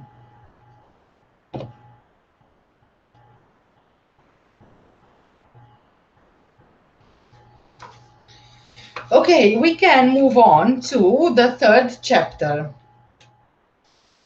Announcement of a disappearance, the first 72 hours. On this evening, May the 3rd, 2007, I decide to dine at the Carvey Brasserie in the center of Portimao before going home. I have been living for a year in this town, where I led the Department of Criminal Investigation of the Judiciary Police. I had already been there in 1982 when I was 23 and I had just taken up this career. There, I had made the acquaintance of someone who was to become my friend, Manuel Joao, former local official and sports fan, a charismatic person. He always lent a hand to members of the judiciary police who went to the town for the purposes of an investigation. As an elected local official, he proposed the creation of a judiciary police department in Portimao. Thus, that evening, while savoring fruits de mer, we discussed the problems of Portuguese society. It is midnight when I received the news about the disappearance of a little 4-year-old English girl. The police officer on call was informed about it by the National Guard of the Republic, GNR. At the time of her disappearance, the little girl was supposed to have been sleeping in an apartment while her parents were dining 100 meters away. An inspector is sent to the scene immediately to establish the initial facts. A forensic expert assigned to security of the premises will join him. All precautions are taken to preserve possible clues and elements of evidence. I demand to be informed very regularly, and before going home, I call on the police on duty to check that all urgent measures are underway. The head of the guard has already been alerted the police authorities at Faro Airport and the control post set up on the Guadiana Bridge. And this was on the same night of Madeleine's disappearance. All these steps were taken. The reports leave a lot to be desired. The examination of the premises by the investigator and the representative of the forensic police just after the announcement of the disappearance turns out to be quite unproductive. A concise report where their observations are written up is accompanied by numerous photographs taken inside and outside apartment 5A, which don't give an account of, according to us, everything they could have observed. This error is explained by the absence of procedures in case of a child's disappearance, notably concerning the actions to be taken when examining the scene. Lots of people were already in place. However, there were no people in the photos. We don't know, for example, how they were dressed. Such observations can turn out to be important later on. The report mentions that the twins were asleep in their bed, but there is no proof to confirm it. On the contrary, in the photographs, you can see empty cots where only the mattresses remained, the sheets and blankets having been removed. Why have their beds been stripped? If the sheets had not been removed, traces of their presence could have been found there. That evening, on arriving home, I see Ines, my younger daughter, who is sleeping close to my wife Sofia. In silence, in the dim light of the bedroom, I sit on the edge of the bed. Outside, far from her mother's warmth, a child of the same age is lost. Sofia wakes up and asks me what is happening. I tell her about Madeleine's disappearance, and instinctively she holds our daughter tightly in her arms and makes room for me.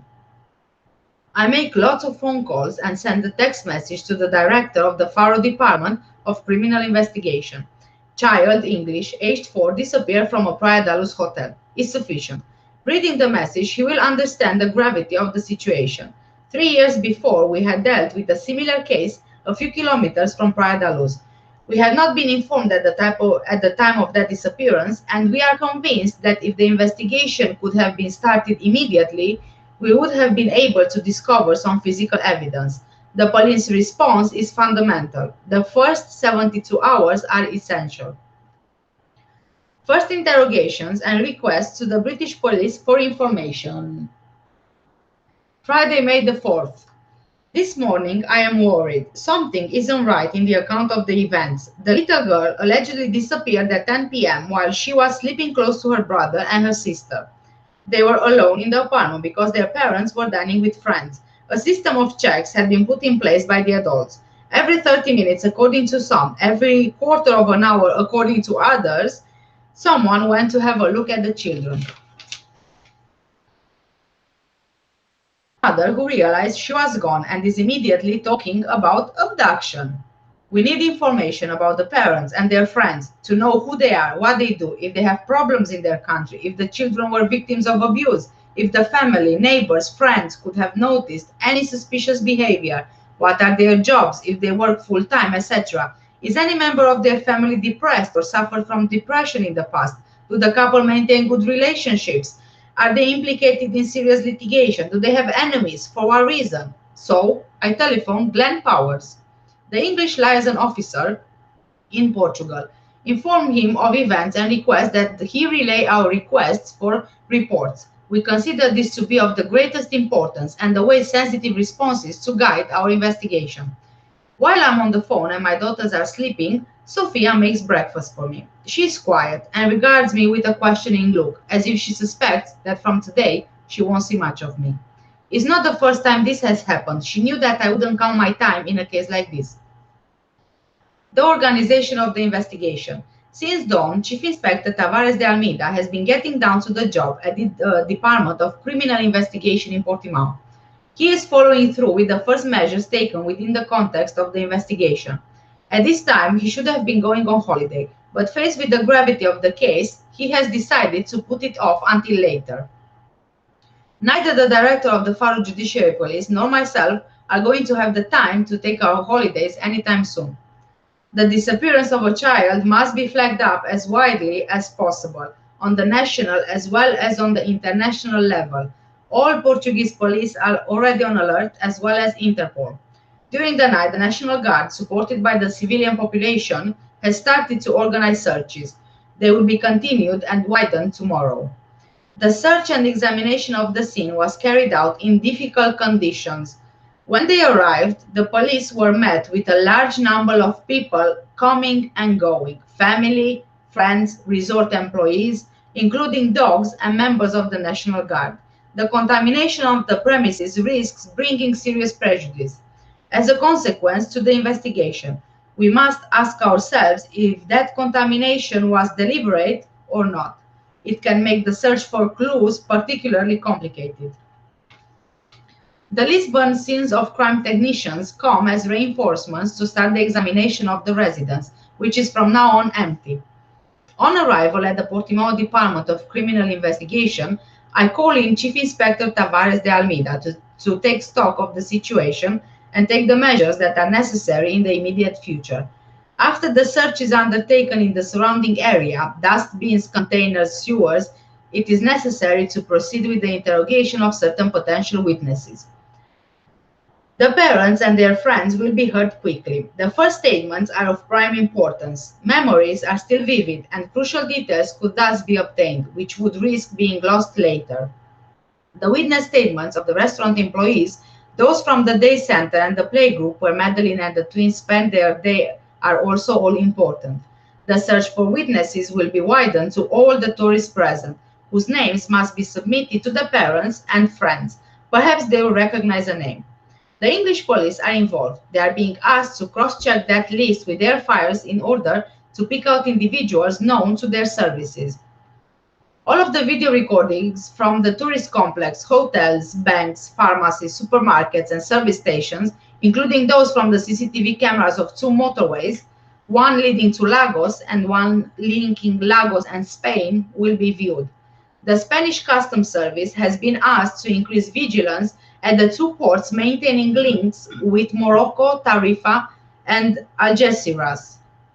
The Algarvian coast, very popular with sailing enthusiasts, is bordered by a large number of marinas. Okay.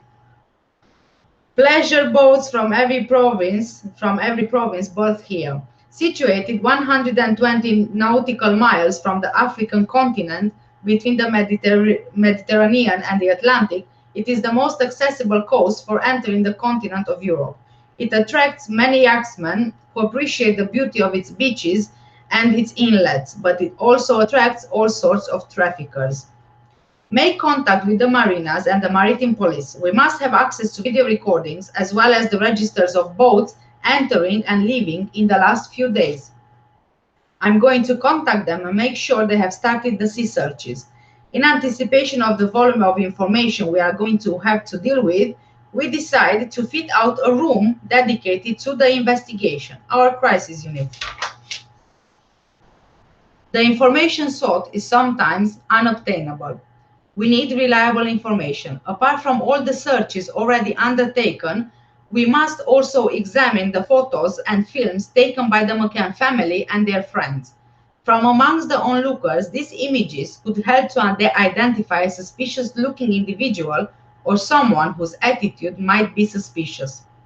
Trivialized since the general use of computers, photography is a source of information which the investigators know not to neglect. Each holidaymaker takes, in general, hundreds of photos. The McCanns and their friends who were in Villa da Luz make all of theirs available to the investigators. But none of those dating from the evening of the disappearance help us to understand what happened. No sign of a break-in. At this stage of the investigation, the hypotheses are numerous, and each one must be considered. It is necessary to locate and identify all the pedophiles who live in or who have passed through the Algarve, in order to check that they were not in the proximity of Villa da Luz on the days preceding the disappearance. The idea of a robbery gone wrong is not to be ruled out either. During the holidays, burglaries are not rare, and the police are not always informed, because hotels avoid spreading this kind of information. Even if the examination of apartment 5A reveals no trace of a break-in, contrary to what the parents insist and that Sky announced, we have to take stock of the petty crimes committed in the seaside resort and at the tourist complex. We are counting on the management of the hotel so that no incident of this nature remains hidden. Even if we don't have much belief in the scenario of a burglar who enters the apartment for a burglary and leaves it with a child, dead or alive, this hypothesis, as ridiculous as it may be, must not be neglected. First morning of the investigation. An abduction? Still May the 4th. When drawing up the report of the first observations, which must be forwarded to the District Judiciary Court of Lagos, we are undecided about the legal classification of the events. Finally, we opt for abduction with a question mark, adding 2 question marks after the word to express our uncertainty. The decision was not taken lightly. That decision preserves the interests of the various opposing parties, those of the parents, those of the child, not to say those of the investigation itself. The report by the team who conducted the analysis of the apartment records all observations carried out and statements gathered. It sets out the list of people present and potential witnesses. It also includes fingerprints taken as well as photographic documentation. On reading this report, which was given to me on the morning of May the 4th, I understand that there is no evidence sufficiently convincing to tip the investigation in one direction rather than another.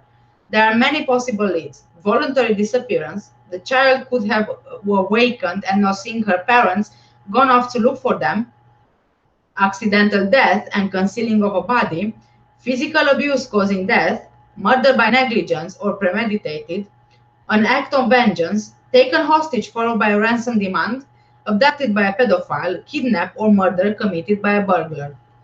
The hypothesis of abduction widens and complicates the investigations. It allows the mobilization of means and resources that would have been difficult to obtain otherwise, such as the arrival of reinforcements, absolutely indispensable, faced with the magnitude of the task, notably in the course of the first 72 hours.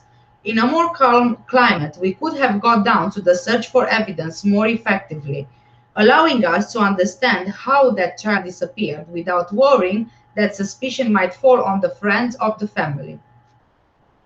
The visits by the consul and the ambassador. Information is taking a long time to come from Great Britain. At 10 in the morning, 12 hours after the disappearance, the British consul to Portimao comes to the Department of Criminal Investigation. We inform him of the actions taken up to then and the next stage is being considered. He doesn't seem satisfied. Someone hears him on the telephone saying that the judiciary police are doing nothing. Now, that's strange. Why that untruth? What objective does he have in mind? Giving another dimension to the case? I have no idea, but this is not the time for conjecture. We have to concentrate on our work on finding the little girl. We're not getting any response from Great Britain. We've had no reports on the subject of the couple, their children, and their friends, which doesn't help us to tighten up the investigation. We would like, for example, to know if Madeleine was adopted by the couple, which would allow us to eliminate the hypothesis of parental abduction. If the information is not reaching us, it's obviously reaching the British ambassador.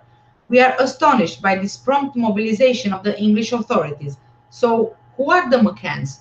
Who are their friends? We don't need diplomatic intervention. What we would like is answers to the questions sent to the British police authorities by Glenn Power. The search continued, the astonishing invasion by the press. The searches on the ground continue with the help of a helicopter from disaster management. Interviews of holidaymakers and the resort's employees multiply. We're worried, aware that it's a race against the clock. Tomorrow, many tourists will be leaving the resort. As for the McCanns and their friends, who should also be leaving on this date, we are totally unaware of their plans. For the needs of the investigation, it is imperative that they stay put, but we have no legal means of preventing their departure. During the morning, the Deputy Director of the Faro Judiciary Police joins us. Until the end of September, his life will be split between Faro and Portimao, which he will travel to every day. He asks how the searches are going and decides to go to Vila da Luz to check for himself the operations that have been set up. I go with him. When we arrive, we find that the media, Portuguese as well as English, are present en masse. It seems that the McCann's friends have reported Maddie's disappearance to the press before informing the police about it. Another point which we must clarify. Technical faults. Inside the apartment, police forensic specialists proceed to leave finger and palm prints, a job that is preferably carried out during daylight hours. Others look for traces of blood, samples of fibers, and hair. We notice with dismay that one of the technicians who is working on the outside of the McCann children's bedroom window is not using the regulation suit, thus risking contaminating possible clues. These images of negligence start to circulate worldwide. This isn't, however, the usual behavior of judiciary police technicians. It's obvious that no one has broken in and the lock has not been forced. No prints are lifted that are likely to belong to an unknown person, nor the slightest trace of gloves, which could have been worn by a hypothetical abductor. In the middle of this desert of clues, two prints are perfectly easily found. The very distinct mark of a palm print on the balcony window at the rear of the apartment, and the clearly visible one of fingers on the window pane of Madeleine's bedroom. The excellent quality of the palm print seems suspicious to us. Later, analysis confirmed our suspicions. It belonged to one of the officers who were present the previous night. In Portugal, no protocol exists for coordinating the work of the different police services in the event of the worrying disappearance of a child, perhaps because until now this type of case has been rare. We have been fighting for several years for the creation of just such a resource. However, we don't have to invent anything. It would be sufficient to adapt the protocols already existent in other countries more used to cases of this type, Great Britain, for example. A suspect who very quickly isn't. The searches continue. While we continue to get the statements from resort employees, we are informed of the presence in the region of an individual suspected of abusing children. Of British nationality, he was said to frequent a pub situated 150 meters from Madeleine's apartment. In 2005, sought by the police in his own country, he fled abroad and the English authorities had then lost track of him. But we discovered that the pub in question doesn't exist anymore, and that the information that the man is in the area has no basis in fact. His stepfather, contacted by the police, states that he is currently in Iraq, information later confirmed by the British police. In the main street of Vila da Luz, there are open trenches because of improvement works. They leave the wastewater mains exposed. On the night of May the 3rd, searches were conducted there with the help of sniffer dogs from the National Guard of the Republic. We'd like to proceed with another inspection, but the site foreman assures us that access to the mains is closed during the night, and the workmen noticed nothing abnormal when starting work the next morning. Statements from the parents and friends. First, inconsistencies. Still, May the 4th. Madeleine's parents and friends of the family go to the Department of Criminal Investigation to be interviewed. Their statements should help us to better understand the circumstances surrounding Madeleine's disappearance. Each must be questioned at the same time, but separately, in order to avoid contamination of the witness statements. which happens often when witnesses have the opportunity to exchange information. Sometimes an important detail is held in the memory but can be lost after a conversation with another witness. This is the usual procedure. In this way, we can establish relevant cross-checks, confirm or invalidate certain assertions. But that was not possible today, certain adults having stayed at the resort to look after the children. So today they look after the children. Mhm. We have to retrace their comings and goings very precisely, as well as those of the children, what they did during the holiday, where they went in possession of this information. We will attempt afterwards to collect photos and films taken by holidaymakers who are in the same places. We will succeed perhaps in pinpointing a detail that could be of significance. These same tourists might quite simply help us to better understand the way in which the group of friends was working. The personality of the victim and of the parents has significance. We have to find out if they were threatened in the past, if they have enemies. We must consider the possibility of a mistake. The target may not have been Madeleine, but another child of the group of friends. Therefore, they too must give answers to similar questions. None of the adults possessing a vehicle, they never go very far and in general stay within the confines of the resort. Their knowledge of the surrounding area is limited, and we assume that they limit themselves to the roads linking the beach and their apartments. During the morning, only Madeleine's father, Matthew Oldfield, and Jane Tanner are interviewed. However, already contradictions and improbabilities are appearing from one to another of the statements, notably concerning access to the apartment. An example: during the course of the evening, Jane encountered Gerald McCann and Jeremiah Wilkins, busy chatting in the street. At that time, Gerald was coming back from his apartment, where he had gone to make sure the children were sound asleep, which he confirmed in his statement. Jane asserts that she noticed a suspicious individual carrying a child in his arms, probably Madeleine, according to her, immediately after having passed the two men. Gerald and Jeremiah should also have seen her, but that was not the case. The mother of the missing little girl, Kate Healy, and all the other members of the group, David Payne and his wife Fiona, Rachel Manfrey, Russell O'Brien, and Diane Webster, are heard later. They might already be aware of the questions put to their friends and of their responses. In that case, there won't be the element of the surprise.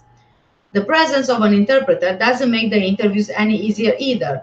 The witnesses benefit from the translation time to prepare their responses. Madeleine's parents are insisting on the theory of abduction. They want to convince of it at all costs. Gerald stresses that the front door was locked. Kate states that she entered the apartment through the rear sliding doors, which weren't locked, and that the window was wide open with the shutters raised. This theory does not hold water, which will be observed during other interviews. The only witness statement corroborating that assertion is Jane Tanner's. From now on, it's important to shed light on the contradictions raised in these first witness statements. Here is the chronological sequence of visits to the apartment.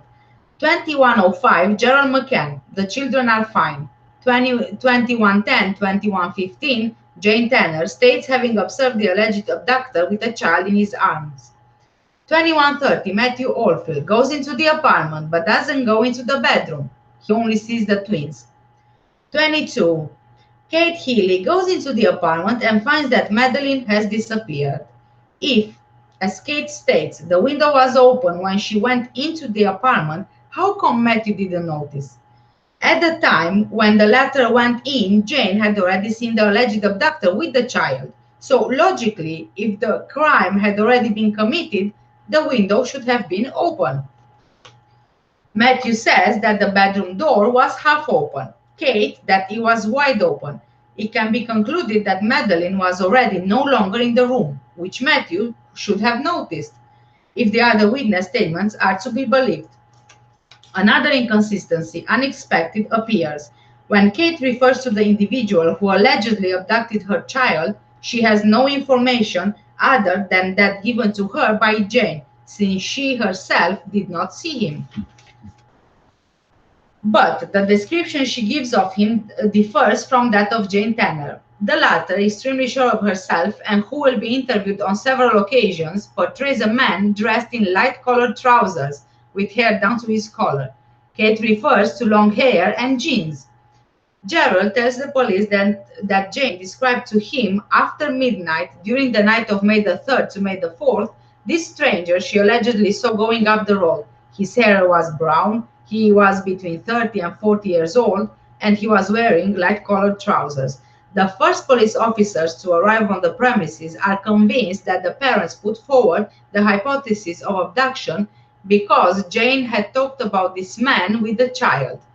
In their report, Jane's description is as follows. He was an individual dressed in light-colored trousers and a dark shirt. He was 1.78 meters tall and was carrying a child, probably in pajamas. She does not describe the pajamas and doesn't mention any other detail. Later, during the course of the morning of May the 4th, the father gives the same brief description and refers back to Jane for additional details. The letter appears at the offices of the Judiciary Police in Portimao at 11:30 a.m. This time, the description is very precise. The individual, aged between 35 and 40, was thin and 1.70 meters tall. His hair was dark brown, falling over his collar. He was wearing cream or beige trousers, probably linen, a sort of anorak but not very thick, and black shoes, classic in style. He was walking hurriedly with a child in his arms. He was warmly dressed, the reason she thought he was not a tourist. The child appeared to be asleep. She only saw the legs, had bare feet, and was dressed in pale pink with a pattern, flowers maybe, but she isn't certain. Concerning the man, she states that she would recognize him from the back by his particular way of walking. The importance of this statement will be seen later. Hardly 14 hours have gone by since the child's disappearance, and already Jane's version is known by many people. The father even referred to it during his statement, as can be seen above. Jane insists that she spoke solely to Gerald about this individual and then without going into details. It is only later that she related it all to the police. Again, we notice an inconsistency. She was not aware, she says, of how Madeleine was dressed, which seems unlikely. On the night of the disappearance, Kate immediately gave a precise description of the clothes the little girl was wearing when she was put to bed. Everybody knew they were looking for a little girl of nearly 4, bare feet, dressed in a light-colored pajamas on which there was a pink animal design. This description was relayed to all those who mobilized to find the child. How come Jane Tanner took no notice? She who, at that time, was the main witness in the case. First eyewitness statement, Kate Healy's surprising reaction. Madeleine's parents are already back in Villa da Luz when we receive photos taken in a service area of the motorway. You can make out the figure of a little girl who looks like Madeleine accompanied by a couple. These images come from a CCTV camera on the motorway linking Lagos to the Spanish border. The McCanns are asked to come to Portimao in order to proceed to an identification. It's the end of the day. Kate Healy seems annoyed at coming back and made uncomfortable by the speed of the police car taking her. We are somewhat astonished by her reaction, as if she was not expecting to get her daughter back. The identification turns out negative. Police reinforcements. A team from the Central Crime Fighting Directorate arrives from Lisbon, accompanied by their director. I wasn't informed of this decision, but I agree with it. The reinforcements are welcomed because we must get on very quickly. The experience of these police officers in the field of abductions and the taking of hostages is a plus for the investigation, and the way they operate are largely superior to ours. In addition, their experts are the most qualified of the Judiciary Police. From now on, 2 Deputy National Directors, assisted by the coordinator of the Portimao Department of Criminal Investigation, will direct the investigations. A few months later, Chief Inspector Tavares de Almeida was to share one of his convictions with me. If we had remained solely responsible for the investigation, we would have advanced more quickly. In reality, I don't know. I don't think we can rewrite history with if. At that time, the Directorate of the Judiciary Police had decided on it, and we had favorably welcomed the arrival of that team. It was about doing our best with these new participants and taking advantage of their ways of working. The motivations behind that decision, whatever they are, don't interest us in the slightest.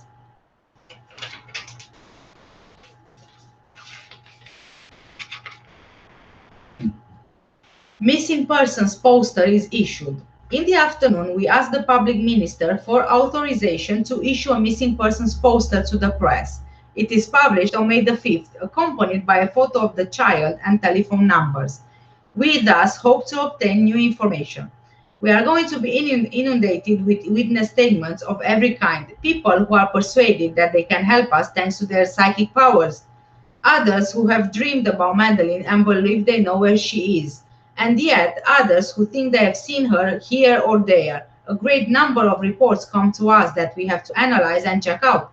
None must be neglected, even if most of them, on the face of it, seem absurd. In the hypothesis of an abduction, we might imagine that the abductor has tried to modify the child's appearance to more easily pass unnoticed. So we create portraits of the little girl, modifying the color and style of her hair. The weaknesses in Jane's witness statement. Friday, May the 4th at 8 p.m. we crisscrossed Dallas to take note of the activity in the village at dinner time and to check the street lighting. We stayed there until 10 p.m. while the forensic team from the police lab get on with their investigation. Certainly today there are people who wouldn't normally have been here, police officers and journalists, but even so, it is noticeable that there is very little movement. The place where the abductor happened to be is dimly lit. How did Jane manage to describe him so accurately? Witnesses confirmed that the streets were also deserted yesterday. Walk around like that in the open, running the risk in spite of the darkness of being recognized by a passerby. If he had planned the abduction, he would have taken the time to study not only the habits of the family, but also the topography of the place. If he wasn't from the village, he would probably have come by car, and he would have sought to conceal it in a dark corner. But the darkest area is situated in exactly the opposite direction to that indicated by Jane Tanner. Did she actually see that man going towards the east? Wouldn't he rather be going towards the west? Leaving by car, he would inevitably have had to go towards the center of the village, in which case he would have to go either past the entrance to the restaurant where Madeleine's parents were dining, or by the main road that leads to EN 125, the road running west out of the village towards Sagres and east towards Lagos. We walk around Villa Dalus, covering all the roads, trying to imagine the options that presented themselves to the abductor. Without a car and not knowing the place, the safest approach to the village is the beach. In the few bars, restaurants, and cafes open at this time of year, no one noticed anything at all strange during the evening of May the 3rd. No suspicious behavior, nothing out of the ordinary. Most of the establishments had closed by around 9 p.m. Sorry. 9 p.m. Discussion in the crisis room. The crisis unit has been operating for several hours now on the top floor of the building. Basing ourselves on the details gathered in the course of this first day, we are trying to understand the sequence of events. The original hypotheses are still valid: voluntary disappearance, abduction, or death. Divergent opinions and heated discussions fire with enthusiasm, but we always finish by returning to an objective analysis of the facts to refocus the discussions. We are opening the window to let the fresh air expel the smoked during the meeting when suddenly someone poses a question that shouts out to all of us. Tell me then, what is this story about the raised shutters in the bedroom where Madeleine was sleeping or not sleeping? We have in mind the statements from Gerald McCann and Kate Healy. When Gerald saw his daughter for the last time at around 9:05 p.m., she was sleeping in the bedroom with the twins. He entered his apartment by the front door using his key. No windows were open, but he cannot say if they were locked. On the other hand, everybody is in agreement in saying the patio door at the rear wasn't locked.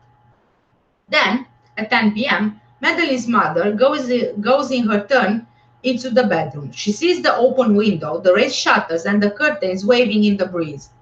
This scenario is highly improbable since the shutters cannot be operated from the outside. Normally, that window is never opened. She says, but she can't say either if it was locked. This vagueness perhaps serves the interests of the witnesses, but arouses the suspicions of the investigators. Finally, we were able to conclude with certainty that the only opening that wasn't locked was the patio door at the rear of the building, opening onto the area with the swimming pools and the tapas restaurant where the parents were dining. You ask yourself why Gerald went into his apartment through the front door while the one at the back is closer to the restaurant and doesn't need a key. The parents insist that it was visible from the restaurant and that no one could have walked in without being noticed. But that's false, as we were easily able to verify. At night, with the surrounding vegetation and the opaque plastic tarpaulin that protects the dining room of the restaurant, visibility is nil. Anybody could have got into the McCann's apartment without being noticed, particularly as most of the guests had their back to the apartment. We understand their insistence. The parents need to affirm that the children were sleeping in complete safety and they were looking out for their well-being. But whatever the arguments, one thing is indisputable. Madeleine was not safe. Strange all the same, this burglar who enters by the door and goes out through the window with a 4-year-old child in his arms. It would have been easier to go back out by the same door. In fact, something isn't right. Someone is hiding something. You could say they were sharing a secret. Little by little, clearly because of tiredness, everyone starts speaking at once. Words are confused, but gradually calm is restored, and the information gathered so far allows us to put forward several hypotheses. It's hard to understand how a potential abductor would have had the audacity to enter an apartment and abduct the child, knowing that the parents could burst in at any moment. Either the man was informed about the habits of the family, and in that case we would have to also suspect employees of the restaurant, or else he hung around in the vicinity for a while to study the lie of the land. Only if he had studied the lie of the land, he would have taken one and the same door for entering and leaving. The parents say that the bedroom window was open and the front door was closed at the time they became aware of the disappearance.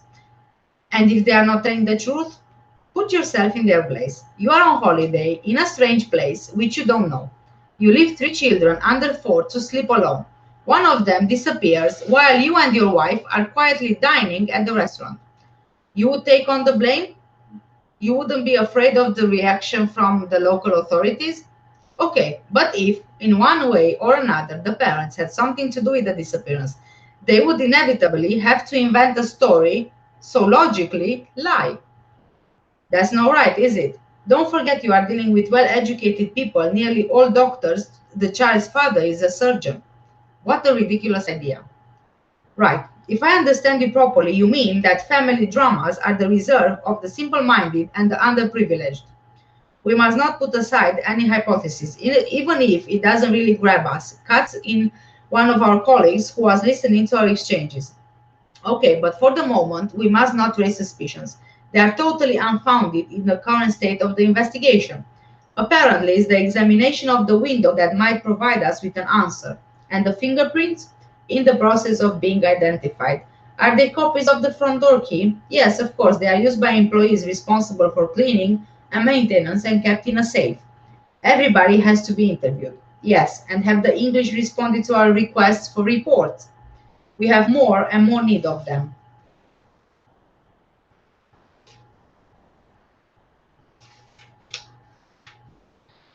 No, not yet. They are efficiently waiting to collect all the details before sending us a complete file. Well, I hope they won't leave us waiting much longer. Every hour counts. Obviously, we don't end up with any conclusion that night.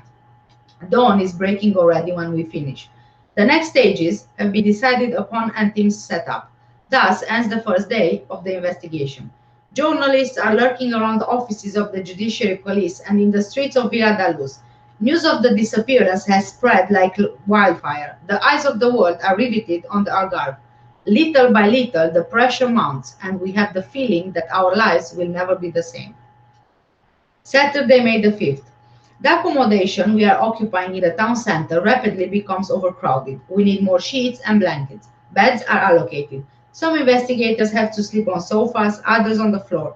Astonishingly, in this place, however jam-packed, total silence reigns. We all need to rest. Our dreams are disturbed, our worries are multiplying. 34 hours after Madeleine's disappearance, we tackle our second day of the investigation. In this apartment of temporary refuge is the morning bustle. We mustn't lie around. In spite of the lack of sleep, no one shows any sign of fatigue. On the contrary, we are all in a hurry to getting back to work and impatiently wait our turn outside the bathroom. Before going out, we check that there are no journalists in the area. In spite of their pugnacity, they were never able to find our hiding place. A stop for breakfast and the day begins. Destination, DIC, Department of Criminal Investigation. Polish lead in Sagres. This is the Polish lead I was mentioning. Mhm. Hundreds of statements continue to be gathered in Villa da Luz. All the people of the area are interviewed. Resort employees, tourists, play leaders from the Creche's residents. Most of them will be of no use to us, but none must be neglected. Information from Sagres tells us that an individual was caught in the act of taking photos of several children on Mareta Beach, and in particular of a little girl, age 4, blonde with blue eyes, who looks like Madeleine. It was the little girl's father who noticed him. This 40-year-old man wearing glasses tells the investigators that the photographer tried to kidnap his daughter in the afternoon of April 26th in Sagres. He allegedly then fled in a hired car with a woman in the passenger seat. The stranger did not look like a tourist, brown hair down to his collar, wearing cream-colored trousers and jacket and shoes of a classic style. This report reminds us of the individual encountered by Jane Danner in the streets of Villa da Luz on the evening of Madeleine's disappearance.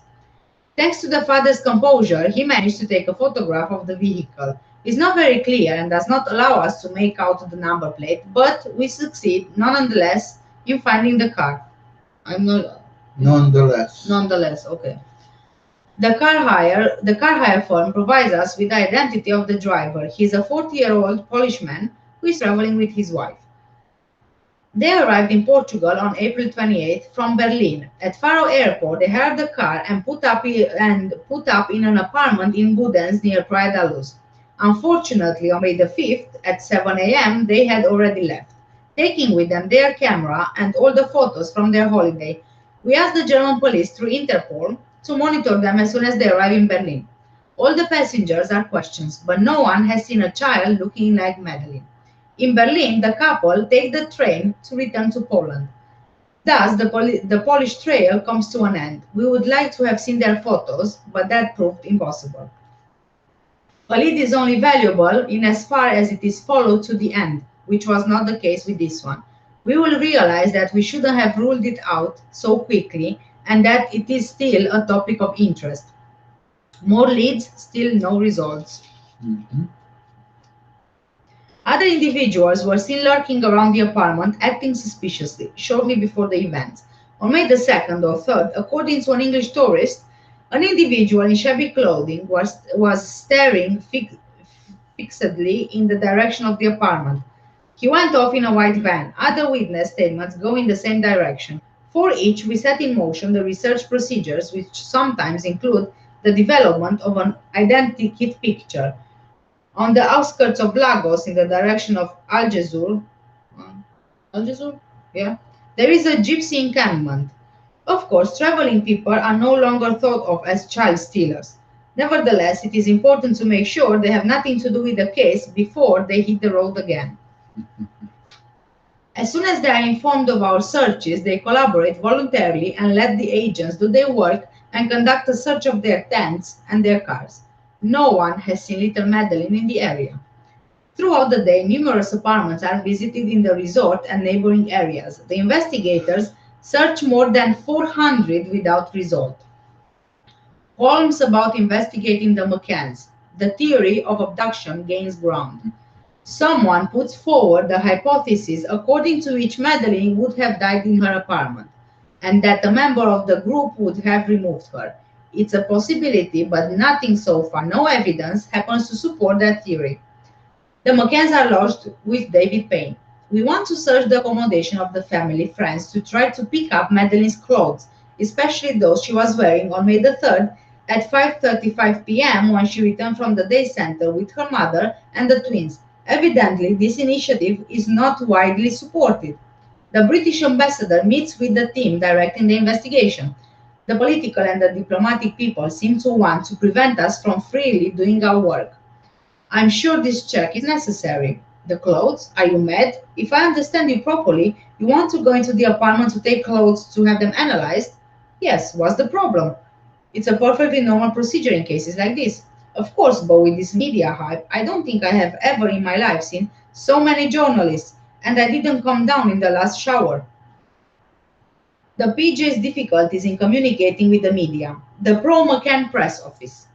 From the start of the investigation, we asked for the presence of a press attaché to accompany us and take on communicating with the media. The Justice Minister fulfills this request. Very quickly, however, this decision is contested. The reaction of the press itself is feared, and public opinion, which might interpret that presence with direct intervention in the investigation by the minister. Finally, the person retained is an investigator who is not working on the case, speaks English, and has some experience in this field. With hindsight, it can be said that it wasn't a good decision. In fact, after reading of our first press release and the parents' press conferences, the press let fly. We were convinced that people directly involved in the investigation should remain distanced from the media worldwide. We need help. The judiciary police would have to engage staff to dissect published articles, focusing on the analysis of press statements from the parents and their friends, but that didn't happen. The media circus was in full swing. All the time, new articles, live TV, a growing number of journalists running around the streets of Villa da Luz. It didn't seem normal to us either that a couple whose child has just disappeared engages press attaché to deal with their relations with the media. It is not a question here of minimizing the role of the means of communication and ignoring that a subject like this stirs up a lot of curiosity, but that constant preoccupation with the management of their communication by the parents appeared to us, to say the least, astonishing. Telephone calls on the night of the disappearance. The tracking of Portuguese and foreign pedophiles, the majority English, residing in the region or simply on holiday, continues to be checked. In spite of the kilometers covered, the interviews and the searches carried out, there is nothing concrete that leads us to suspect any of them. The investigators continue to deal with the information collected. They look into all the statements, in particular those of the Ocean Club employees, and go through the list of telephone calls that have been made available to them. We must also check all communication via mobile phones during the night of May the 3rd. It is possible that the abductor had used a mobile. We locate the relay antenna of various operators covering the sector in order to obtain the summary of calls and messages made or received that transited their antenna. Finally, the only suspicious communications are those involving Robert Murat, a person who is central to this case, who will later be placed under investigation.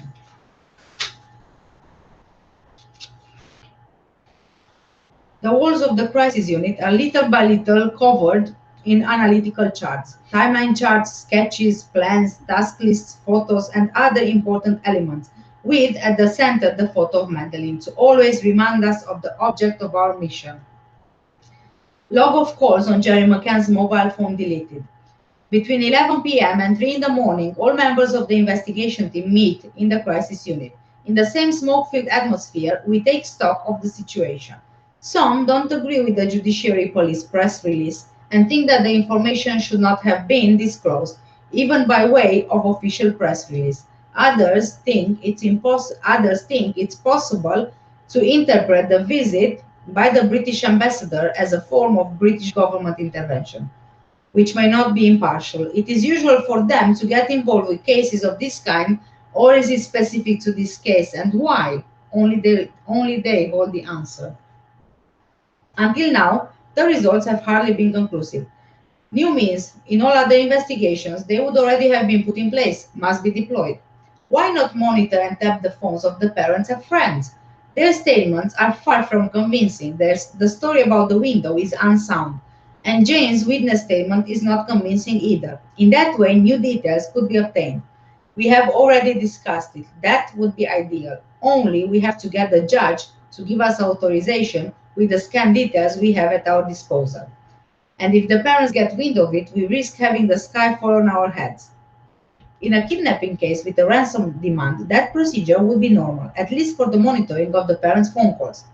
That's for certain, but in our case, that comes back to practically accusing them. Further, we don't even know if there's been a crime. Yes, I am well aware, but I insist this would allow them to be ruled out. The questions raised are relevant. Telephone taps would also allow unfounded suspicions to be destroyed. In our legal system, that procedure is only used with the sole purpose of gathering evidence. At this stage of the investigation, it's very tricky for us to express our doubts as to the sincerity of the parents and their friends. On May the 4th, the parents authorized us to check the phone calls logged on their mobile. Here is a copy of the summary of calls. I only have that of the couple. We have yet to receive the summary from BTS. Okay, what have we got? Do you see what I see? Yes, I think so. Between April 27th and May the 4th, Kate did not make any calls. None either between 11:22 a.m. and 11:17 p.m. on the night of the disappearance. Kate mustn't like making telephone calls. For Gerald, there's nothing before May the 4th at exactly 12:15 a.m. What does that mean? They never made phone calls then? Wait, there's something here. Look at the number at the top of the list. Yes, so on her telephone, her husband's number is logged. She called him on May the 3rd at 11:17 p.m., but on Gerald's, nothing, no trace of that call.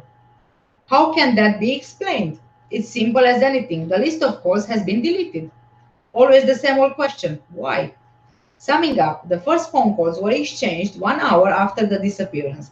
It could be imagined that in that lapse of time they were busy looking for their daughter. Nevertheless, it's astonishing that they didn't need to speak to each other at such a difficult time. Later, I learned that the English Secret Service had already placed the couple under telephone surveillance. If that's true, the Portuguese police were never informed.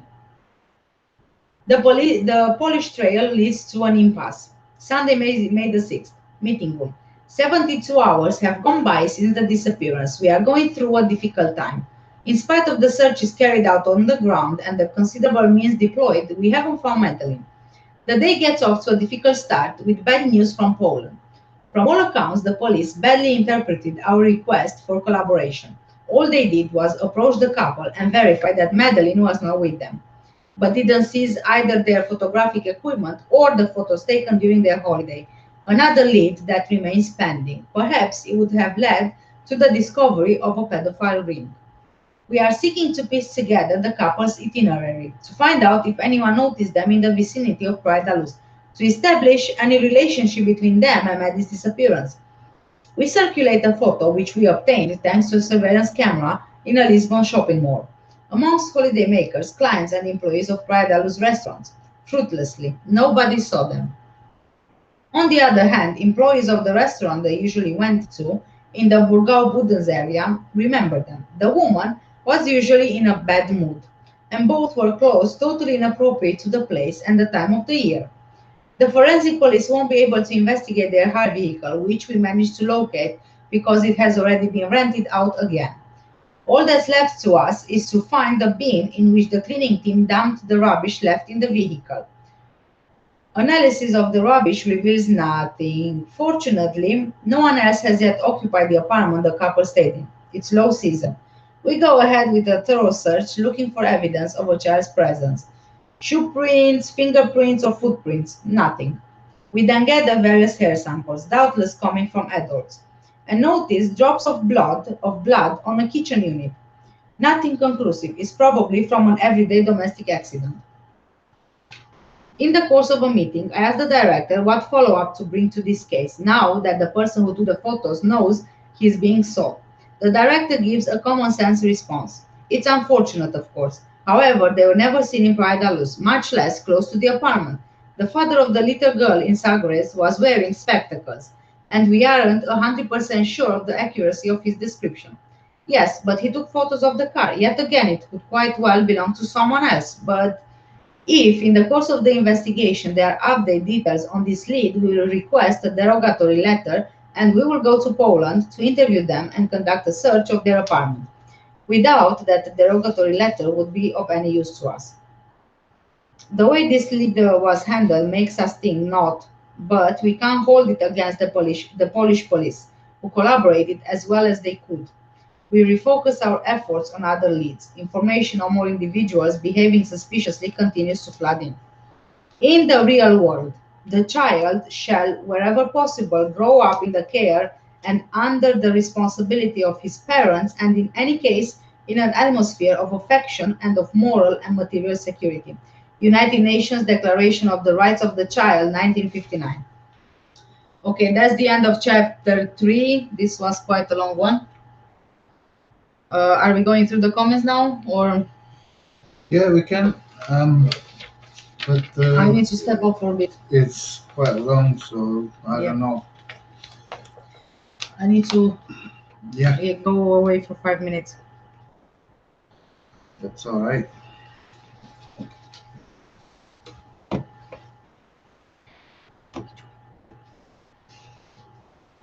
Be nice in the comments. That way. Yeah, I'm going this way.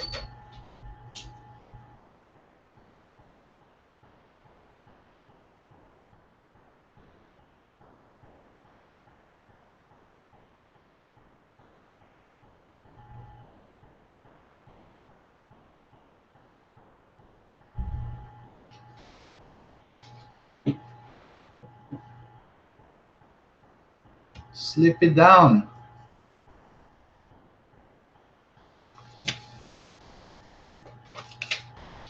So you guys, well,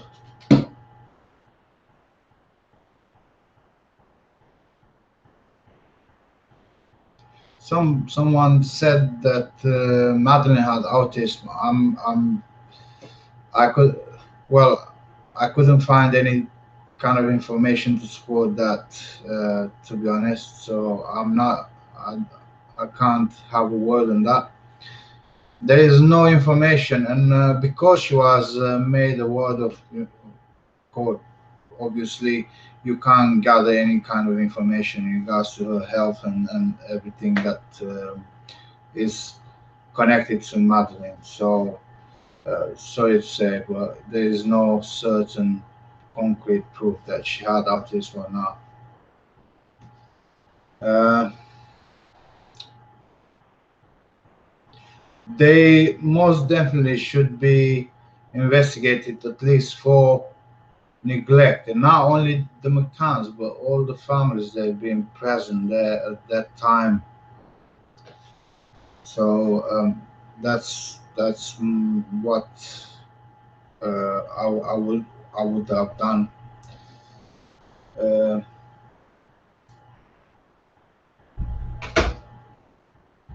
Sleepy Down says, I have just said that she was a difficult child and Kate found it hard to control her, and she used to scream a lot for attention. Yeah, again, a child that age screams for attention, to be honest. Depending now, because each kid is different.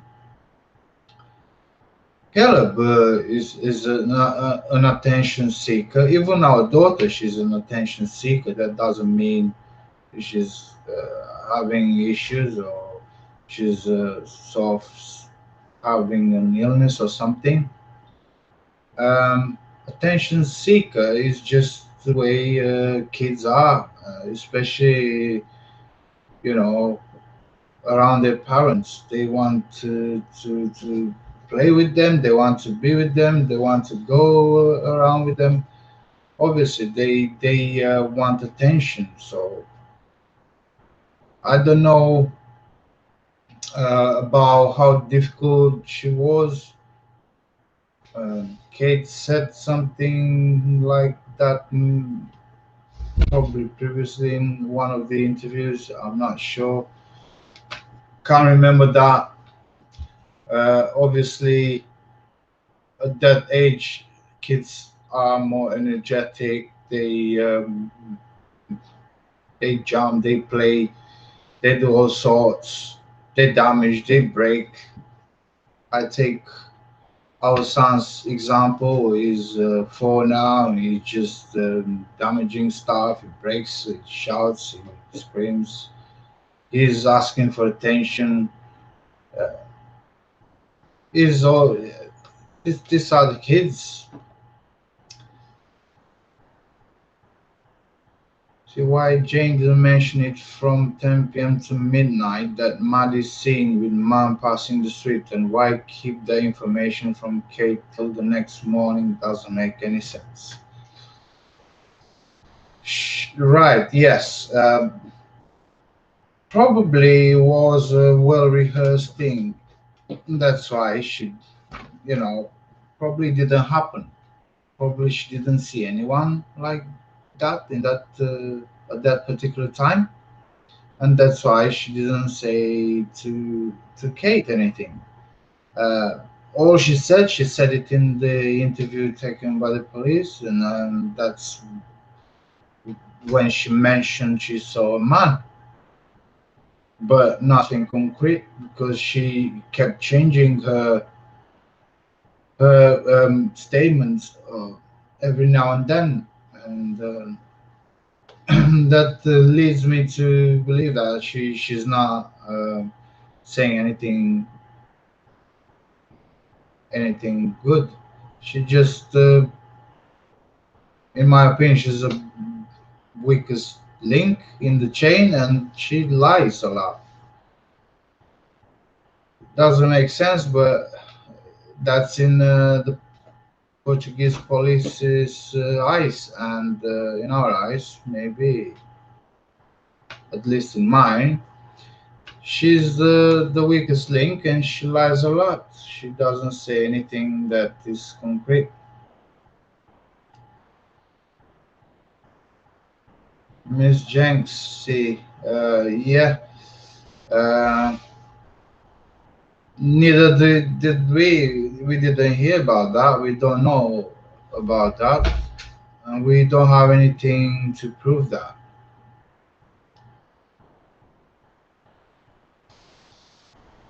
Jane Tanner's site was, yeah, a short sleeves girl, uh, and and the man who came forward had a long sleeve plus the way Chow was on his arm, she couldn't see her top and it was pitch dark. Yes.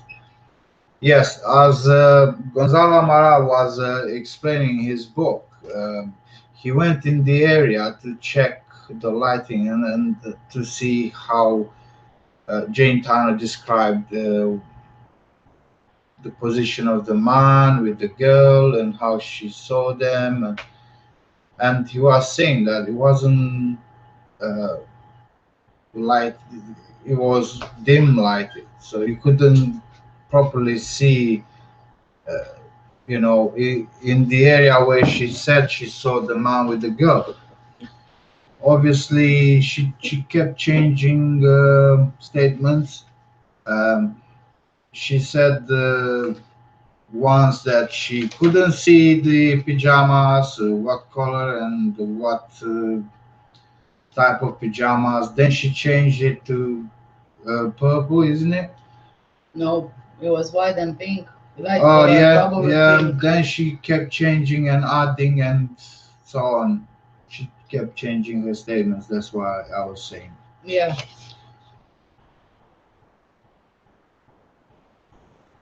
he had black shoes for sure. Well, that's what Jane Tanner said. I don't know.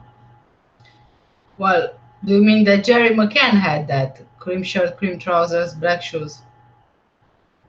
I'm not sure about wh- what Carl is saying about. Um, Wow. yes, You didn't yes, expect the parent to be asking the yes. cops to drive faster if there was a But chance to she control it. complained that the cop drove the car too fast and Yeah. he was reckless.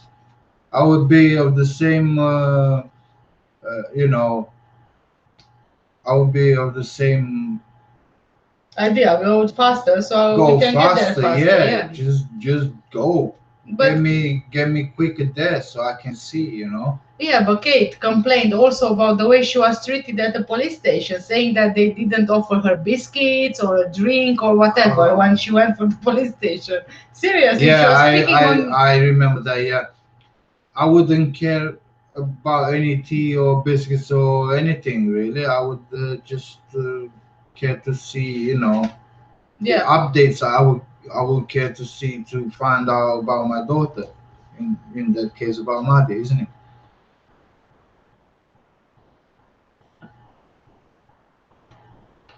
JD saying Jen was the stupidest one out of somebody. Yeah, Now she I was the did one to cover be that. I down. did say that Jane was the weakest link in the chain, really. Yeah. So she could have just um, breaking out with the big lie there. Obviously, they kind of covered it up somehow. I don't know. Yeah, I really do believe though that Jane was genuinely afraid of Jerry. There's I was sensing something when it was the reconstruction made in the documentary. They did the reconstruction themselves for the documentary, and she seemed like genuinely scared of Jerry in case she would say a mistake. His reaction. Yeah, So I don't know. and also the dogs were alerted to cadaver odor. Yeah, well, that's true, but they decided to not take the dogs in consideration.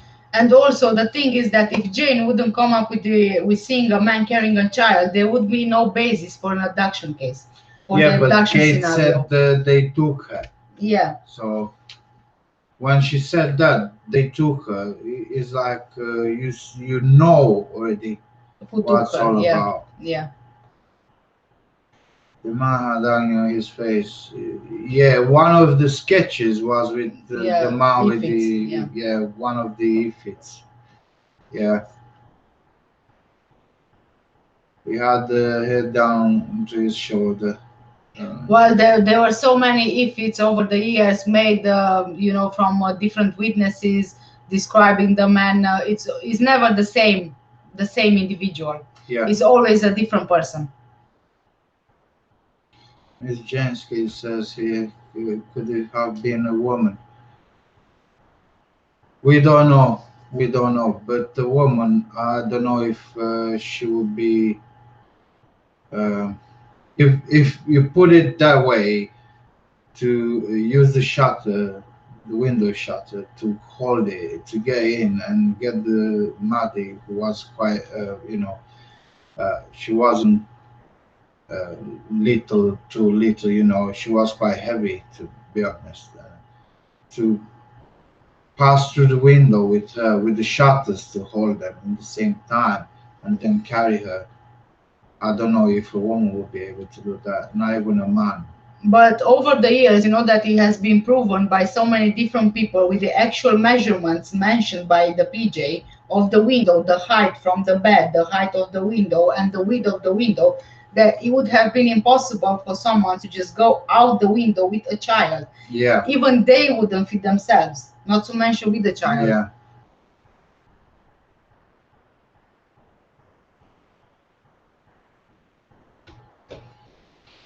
Sleepy Dawn, all that money spent and wasted police time, and all along the way were lying about what had happened from the outset. There was no remorse whatsoever, no consequences for child neglect, nothing. Yes, very true.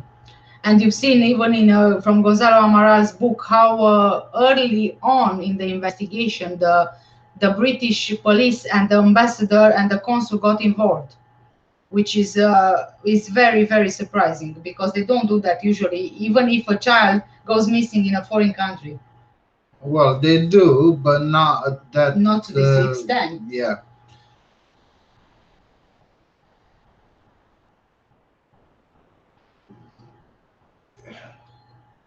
Did they? I'm not sure that they did. I'm not sure If about they that. would have done that, they would be in troubles now, I believe. I'm not sure. They were trying to defend themselves with how they did with the children leaving them alone. especially Kate and Jerry McCann. They were always on the defensive side. Yeah, always. Sleepy Dawn, so that's why they drugged her then. If she was awake all that time, even more reason not to leave them alone. I'm getting really mad now. Well, if she was awake, she wouldn't have left her alone, I don't think. And for them to be sleeping so soundly, especially the twins, throughout all the commotion after the disappearance, people going in, people going out, the police in, the police out, dogs, sniffer dogs. Then they were moved as well to a different apartment in the same night, and they were still asleep, the twins. It's impossible for kids to sleep so deeply as to not wake up from anything at all. Hours if he wakes up and neither of us goes to seek for him. I mean, to put him back to sleep. He will come downstairs. Yeah, As he it did. happened in Yeah. one of our lives, he was here. Yeah, he came downstairs. He was here by the door during the So- night. Yeah. So that's what means when you child at that age wakes up. He won't go back if you are not just trying to put him back to sleep. Yeah, yeah. That's why one of us always has to stay with him because he's not sleeping by himself all the time. Like, at all. I mean, he sleeps during day for a few hours, an hour or two, but then during night, he's not left alone. No.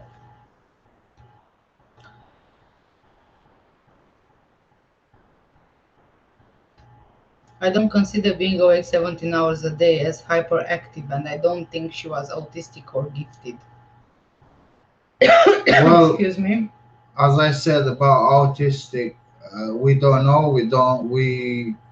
Nobody can get any information in regards to that because she was made the word of God.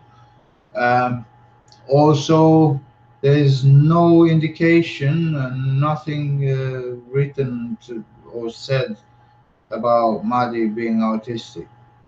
Gifted, everybody is gifted somehow. Uh, Hyperactive, usually kids need hyper activities to burn the energy somehow, and that's why they get tired and sleep. Yeah, but I don't think that 17 hours awake would mean being hyperactive. I think there's more to it than hyperactive. A child at that age, almost 4 years old, can't stay awake 17 hours without, No, no. it's. Yeah, true. Hi, Nick Williams. Hi, Nick.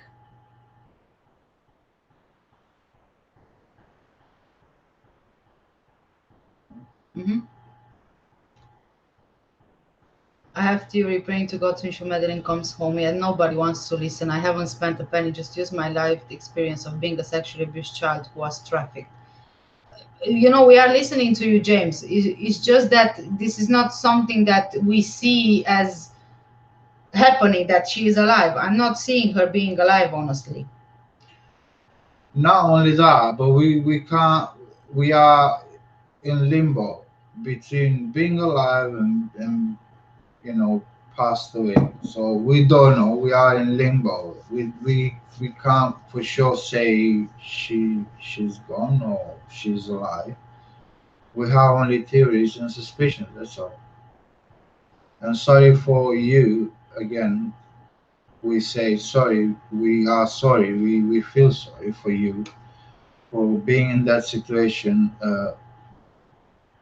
I believe you've been through a lot, and we are happy for you now that you are here and you shared this with us and you are safe. You should have shouted from the veranda and say my child's gone. I need your help and assistance. Yeah, that's what I said. Go on, you go on. But for Kate and the McCanns, usually nothing goes by the norm. So instead of her shouting from the veranda, "Oh help, she's gone," she just ran back to the restaurant, leaving the twins alone from the same place that she vanished from. Yeah. Yeah. Also, there are phones available there. It just doesn't make any sense. Yeah. I mean, uh, I don't know.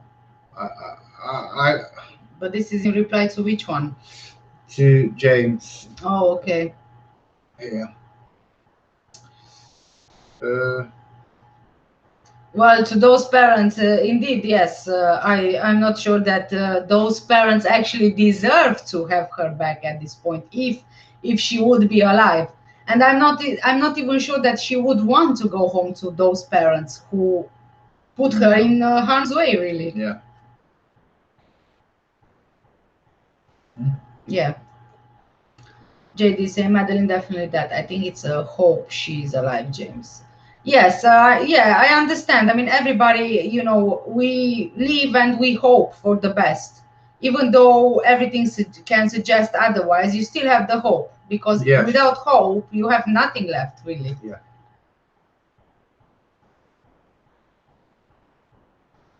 Hmm.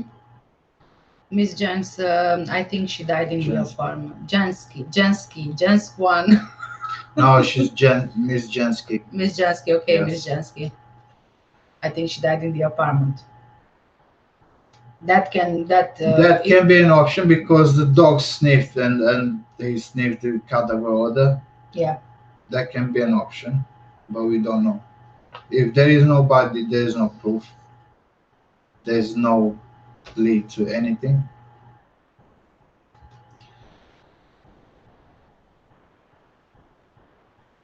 Sleepy Dawn. After they were put in prison, they should have been questioned repeatedly to get to the truth. But no, these are special people. Even if they didn't murder her, they know what happened to her. I agree with you, Sleepy. Yes. Yeah, I think that even if they, let's say, haven't done anything to her, they definitely know exactly what happened to her. Yeah.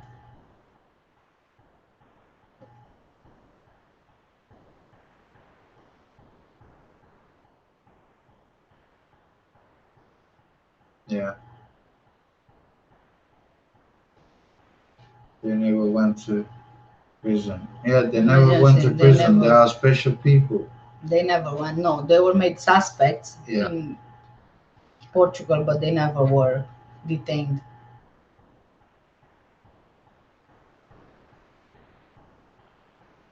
Anything Yeah. else? Yeah, put that on. Carl, she left the window open and two kids in the room. What a joke. I agree with you. Yeah. And Yes. especially because they knew exactly the location of the apartment. Downstairs, the road next to it was a public road. There was no security in the area, No CCTV. no Nothing. CCTV, no nothing. And honestly, as a parent, we don't usually go on holidays abroad with the kids. We didn't really go anywhere apart from back to Romania. But the way I would do things is if I would go on a holiday, I would check everything out before, just to make sure that everything is safe for the kids there. I wouldn't just assume, okay, we are in Portugal, it's a tourist area, a lot of British people are going there, it's a very popular area for tourists, that it's safe.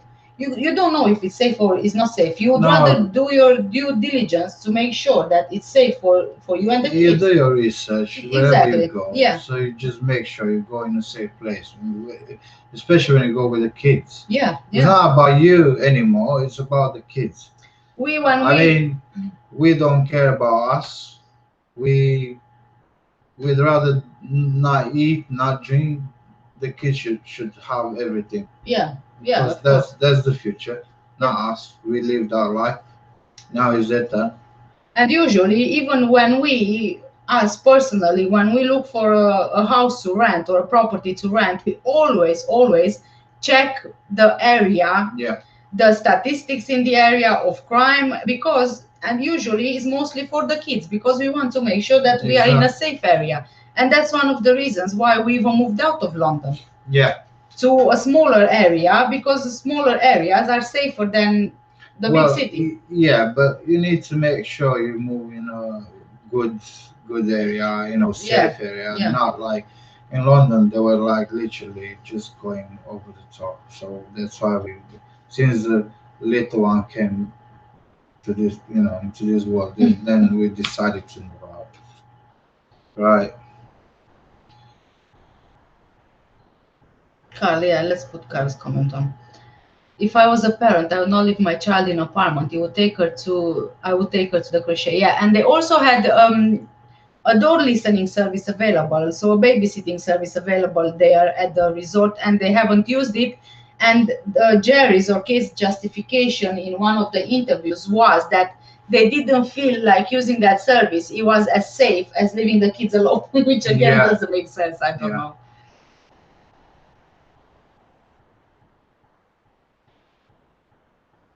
Yeah, yeah, They were not with the children. The children were just left at the crochet, at the playground. They took those kids for 1 hour or 2 hours to have lunch with them. And then the kids had tea at the crochet. And then in the evening, they stayed 1 or 2 hours with the kids and then they left them. yeah. That was a great holiday for the kids. I'll tell you that.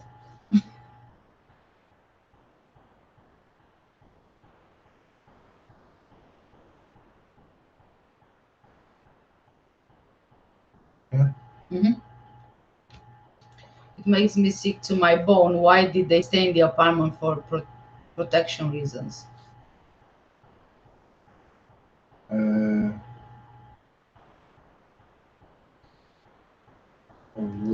I'm not. can you elaborate on that, Carl? Sorry. Um, protection reasons. Why did they stay in the apartment? Do you mean that they stayed in the apartment after she was? Not sure. Maybe he will repeat or Yeah. rephrase that. Sorry, Carl.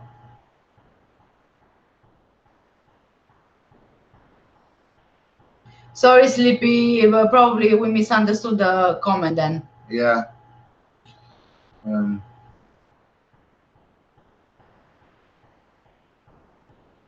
Can you put James' comment up, please? Yeah.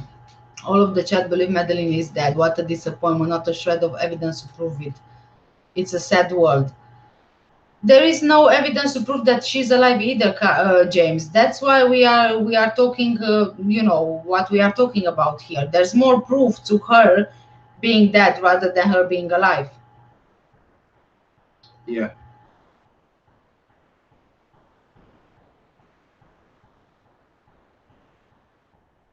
Yes.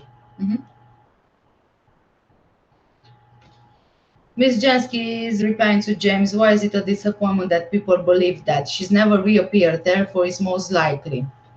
Yeah, it was like what I just said. Yeah.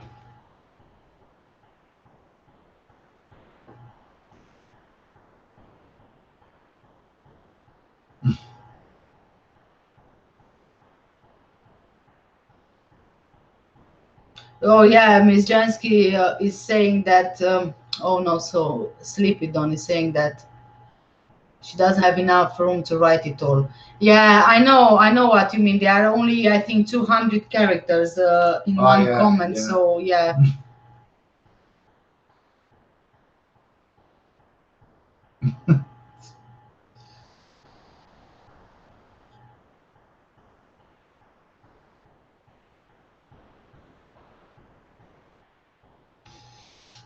It's all for the way of her memory. How can she see the money if it was no cameras or mist in the air? I'm not sure about the mist, but I'm sure about the dimmed light.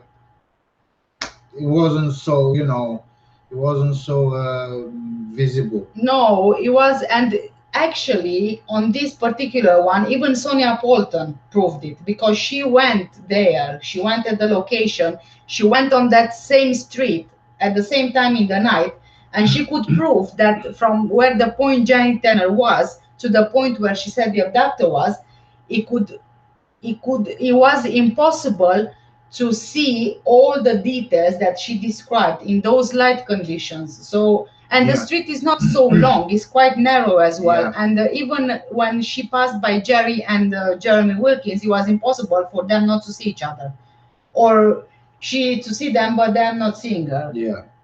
2 against 1. Yeah. So, yeah.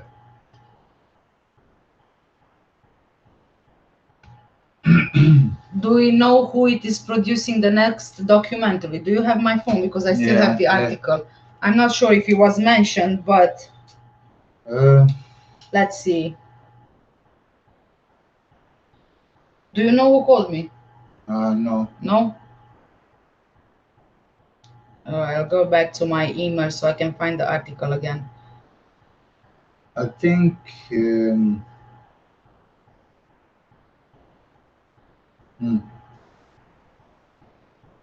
let's see.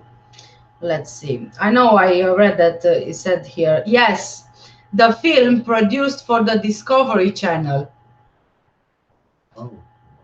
will speak to key figures involved in the case, as well as an ex-girlfriend of Christian's.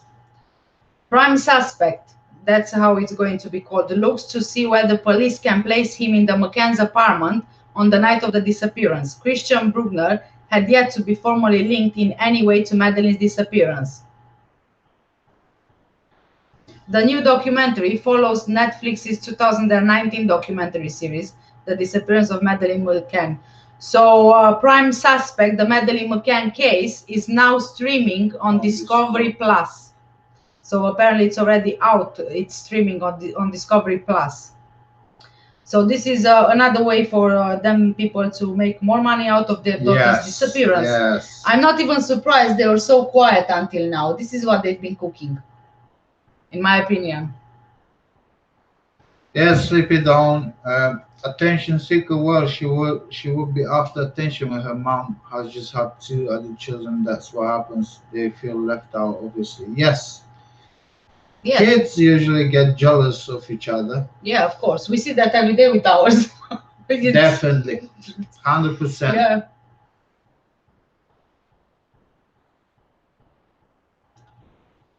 True. They said she was loud in an interview. Yes. They did say that, yes. And then she said she was shy. Kind of the other way around. Kind of contradicting themselves, really. Yes. James, liars tell different versions. That's how they get caught out.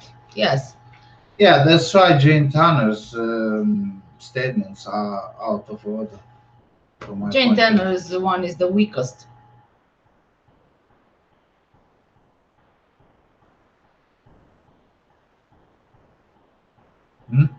Yeah. Nikki saying, if a film team are coming to Orgiva in Spain near Portugal, then I need to speak to them, even if Bruckner was not involved.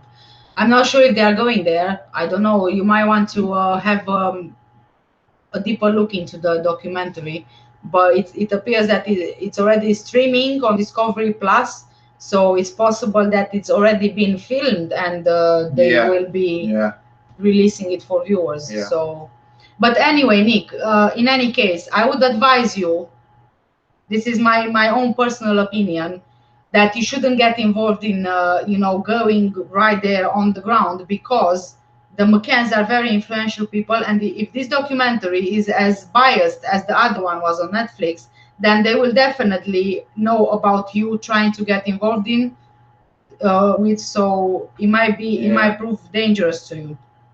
It's just my advice, really. Right. Anything else?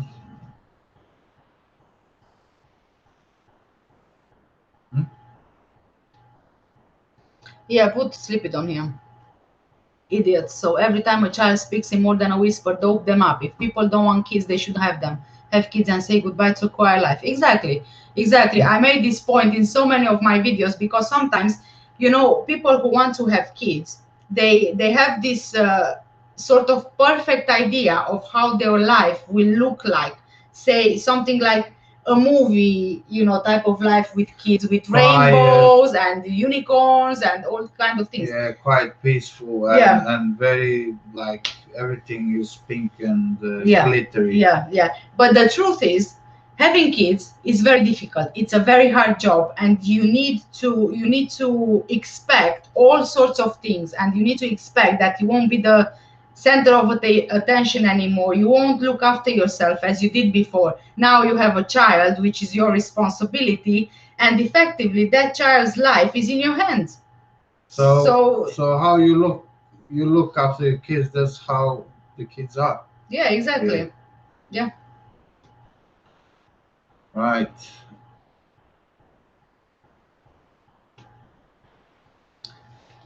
Exactly. Yes, that's what I believe. What about you? So Sleepy Don is replying to Nick. Yeah, Bruckner is not involved. He's being used to throw people off the scent and as a scapegoat. Very convenient. I feel the same way as you. Even Gonzalo Amaral was saying in one of his interviews that a scapegoat will be made. And yes, I believe that Bruckner is a scapegoat, and I do think that he will be convicted of Madeleine's disappearance because they need a scapegoat, because they need all this circus to end already, because people are getting fed up.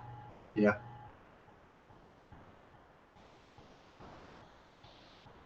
I had a friend who used to give her son couple patents to get him to sleep. He's now 27 with a drug habit and has never had a job.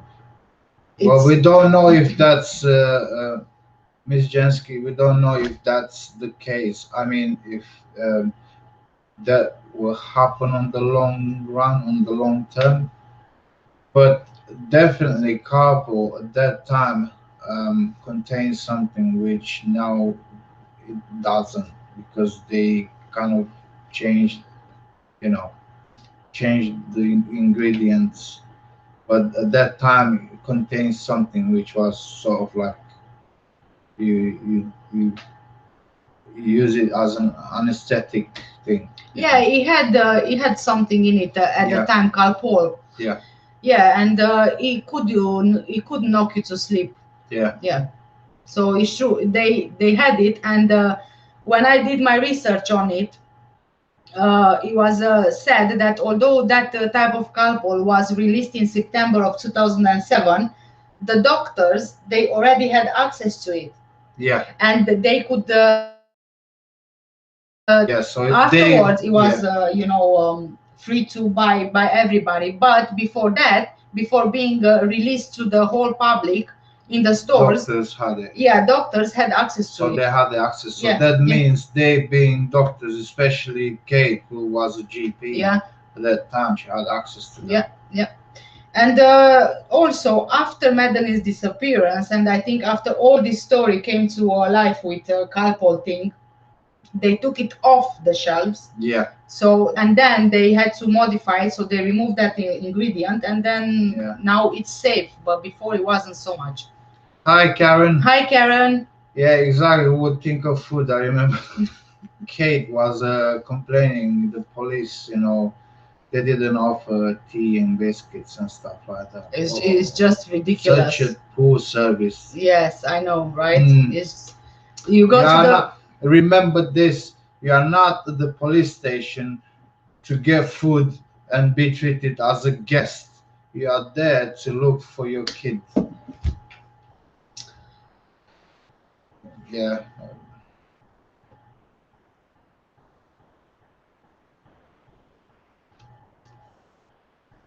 Was the one who was a scapegoat and didn't care about any other but herself. Well, Carl, in my opinion, Jane didn't know what to say and do, and she was kind of meticulously, manipulated to say their own story, isn't it? yeah. That, but I'm still not convinced why exactly was she chosen out of everyone in the group to come up with the abduction story. That because it's clear that she is a really bad liar. I don't know. Maybe they couldn't find anyone to get involved in it. I don't know.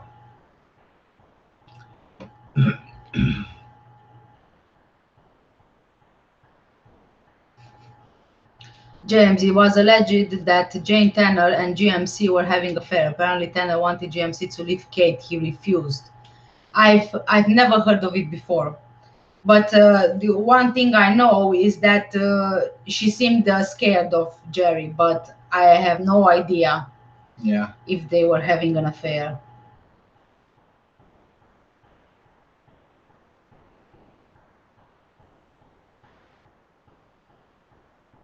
All right, the man who took Kathy, yeah, in our previous, Who took Maddie. yeah, he was saying about the man who took cat, Maddie, sorry. What's with sorry. the cat in now? Cat. Yeah, I'm cat. Yes, it's me. No, but Carl was saying his previous message about the man who took Maddie. Oh, okay. Yeah, you remember when we didn't know what Yeah, it yeah, was. yeah. Yeah, he was wearing the cream Yeah, the cream trousers and the black black shoes. special shoes. Special shoes. They were not special shoes. My God. Shoes. No, I'm just saying. I can't talk anymore. My goodness me.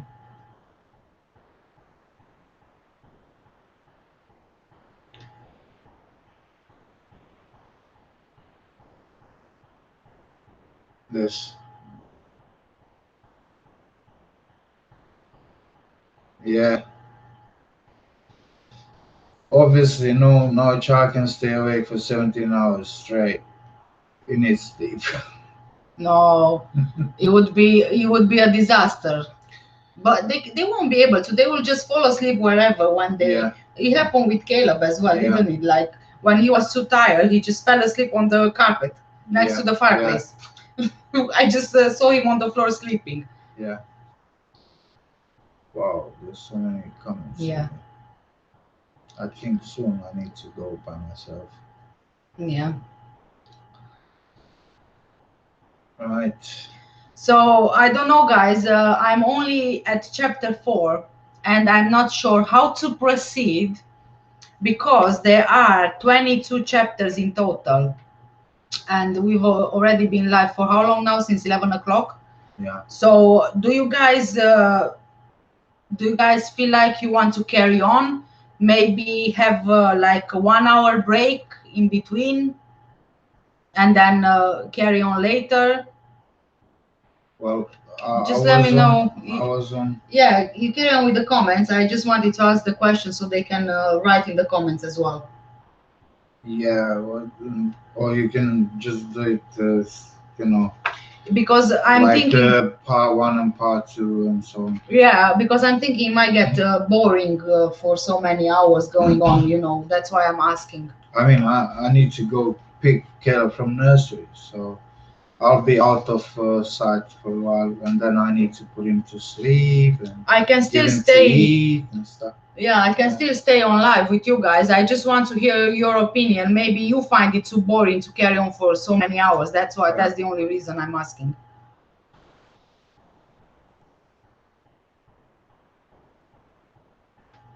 Yeah, I believe so as well, Jean. The dogs, I've never been, wrong. Yeah. They were spot on. That's the job. That's what they'll learn all this time for years. They've done all that training. Those people struggling with them to teach them the only thing that they need to do. So that's what they know, and that's what they do best. And I do trust those dogs. I do believe in them seriously. Yeah.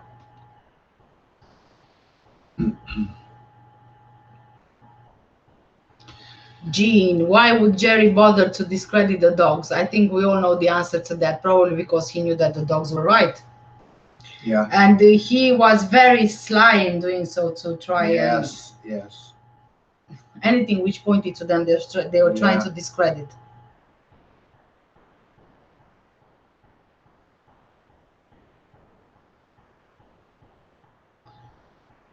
Yeah. Well, as I said, the dogs were, taught to do just that. And they did it well. They've been discredited, unfortunately, and so many people took McCann's word for it, and that's what happens. When you have power. Uh,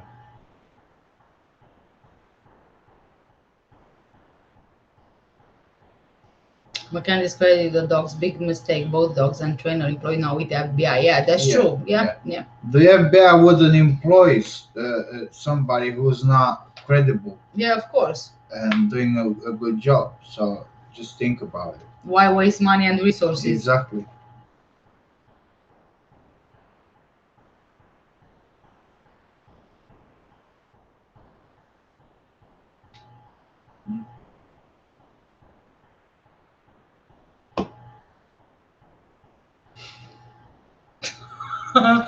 Sleepy Dawn, hit the like Thank you very button, much, folks. Sipidon. Thank you. This is Yes. the best live stream I've ever been on. Really? Oh, I'm so happy Well, to hear that. We do have every now and then live streams like this, and we discuss about different things.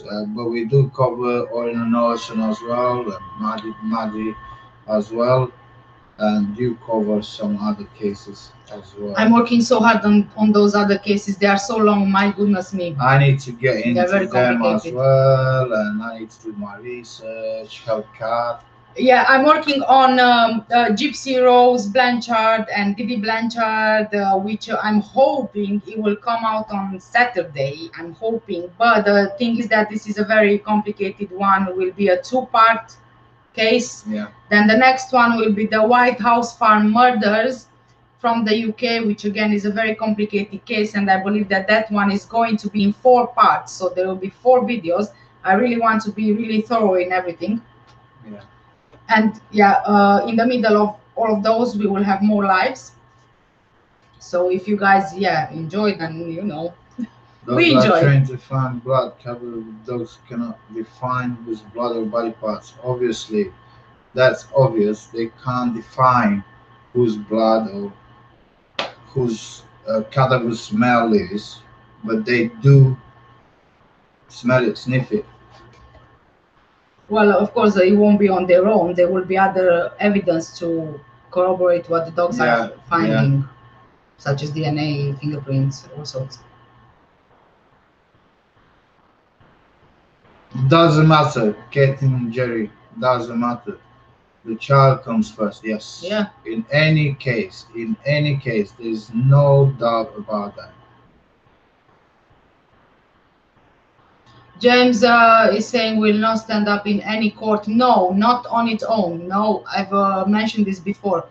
You won't stand on its own in court. However, added with everything else, the jurors, they can paint a picture, a bigger picture. That's what I believe.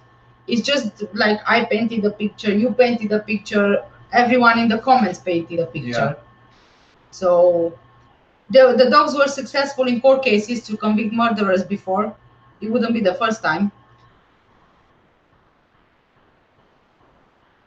James is saying must prove beyond a reasonable doubt. If they have the proof, why no arrests? As we said, they are powerful people. Yeah. Political. Who knows? Maybe royals. Maybe everyone is there. There is a reason why they removed Gonzalo Amaral from the investigation. He was getting pretty close. If he didn't figure out already.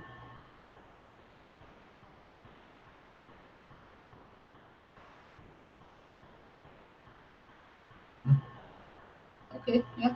No, whichever. Yeah. Which is next? So Ms. Jansky is replying to James, I know how a trial works, but you built a case with many types of evidence. You said there are signs she's alive. What are these signs? I agree with you. That's what I believe as well. You build a case with more evidence, not just the one, but that's part of the whole case. Whole process. Yeah, the whole process of it. Yeah.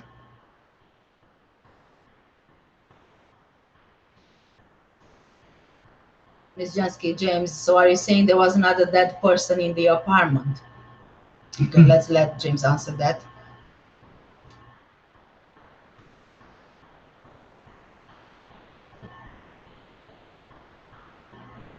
I never said she was dead. I said I have investigated the person. It is possible it's Madeleine. If the person is Madeleine Gray, but neither this person or Madeleine can, I say, is that. Yeah, well, that is your, your point of view, the way you see it, and yeah. I mean, it's our opinion is not biased on something that we just see like that horse that goes on the road and sees only one way, no other. We try to gather all the information, put it all together, try to find reasons, try to find really, good things, bad things, and put them together. Find the right thing. We try to find out what happened to Madeleine because we are parents, we have kids, we are, we are arguing with ourselves. Where is she? Yeah. What happened to her? You know, We are talking about this case even when we are not live, or even when every I'm not day, making a video. every day we talk about, we discuss, we oh, but do you know that Yeah. we remember things and we go back to it no matter what we do. This is like a part of our lives now, and that's why we struggle to understand what happened to her. Why? We need some answers as well, you know. But we don't know if she's alive, if she's somebody else, if she's dead, if we don't know anything.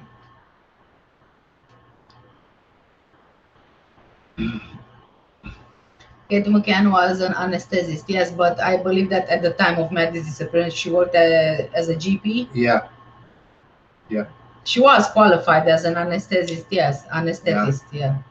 yeah. So she knew what to do, you know. Yeah,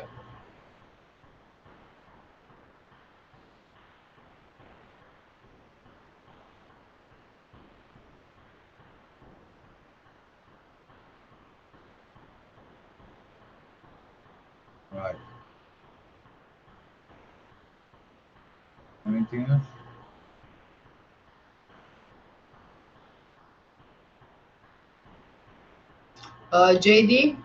JD comment? Yeah. Yeah. JD think the McCanns had compromising videotapes of the Tapas 7, and so they had to go along with the story. But then again, how would you explain such a big involvement from the government, the politicians? Why would they? Why would they fund 13 million pounds from taxpayers' money for this particular case? Yes. And all If those money went to the McCanns. Why? yeah, and if it is true that they were swingers, who cares about that really? Who cares? Why? Because they are doctors. They were not public persons to say that it goes in the media. Oh my God, they are ruined. But I don't care. It's their life, you know. They do whatever they want. I don't care. I'm not getting involved in that. But what I'm saying is, um, why did they get so much coverage and money and support from everywhere? Why? yeah, there must be You something know, there. There must it's be not something like there. they had compromising videos. I don't know. We don't know. But the Portuguese police gathered all the information. They whatever they found, and also it was contaminated, the area there, especially the apartment, Yeah, the not the speed. It was contaminated, and it was, I believe, my opinion, it was made on purpose. I think so as well. Yeah, Especially them being doctors, they know how important a scene yeah, is in collecting potential evidence. yeah. I didn't. JD, are you doing a live? JD, we are already live, aren't we? Tonight. Tonight. Well, this one is gonna go for long. No, we are not doing another live tonight. Another one will be on Friday night about Orin and Orson. Karen says, carry on whenever you're ready, hon. Okay. That would be great. It's possible to help with your daughter do what I'm trying to. Right.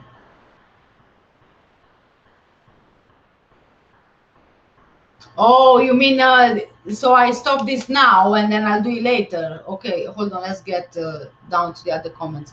So people would prefer that we stop and then carry on a bit later. Tell us it's on now, so we know. Mm-hmm.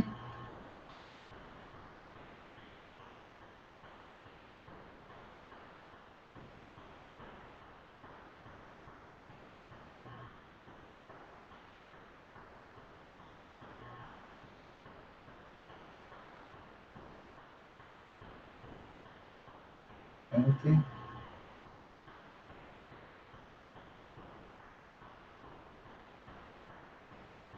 Hmm? Well, it's a conversation going between Sleepy Dawn and James. So Miss Jansky, did you say that your daughter can stay awake for 17 hours straight? How old is she, if you don't mind me asking? Oh yeah. It's just out of curiosity, really. Let's put the comment from Carl Douglas. You what? Yeah, this comment here. Carl, Catalina and her husband had the best live stream ever. God bless their hearts. Love you both. Yay! Thank you very much. Thank you. We love you too. Thank you for joining.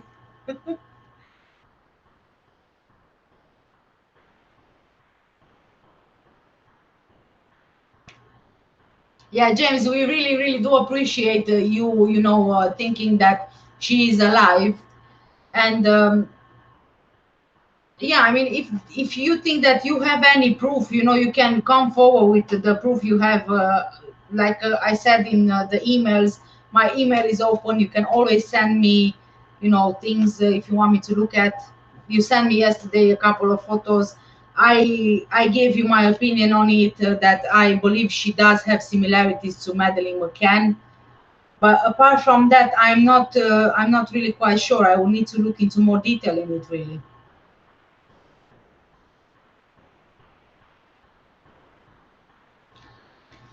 Miss Jansky say, I don't believe the McCanns have any connection to the royal family. There are few things which I need to add. Sorry. First, it's been spotted the royal yacht in the area there when Madi disappeared. Just before, isn't Sorry. it? Was Yeah. it before? That's one thing. The second, why Prince Charles got involved in the media talking about Madi's disappearance? I think the way I think. I don't think that the McCanns have connection directly with the royal family. However, I do believe that something is going on there which is connected to the royal family and to the McCanns.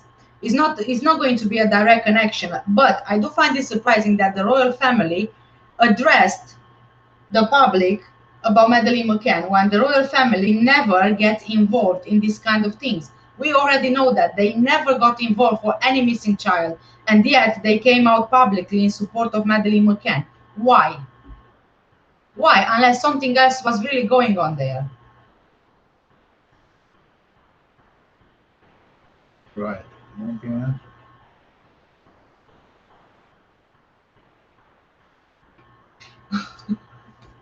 Thank you, Carl. Thank you. Jean's comment, they thought twins were drugged, so why no ambulance?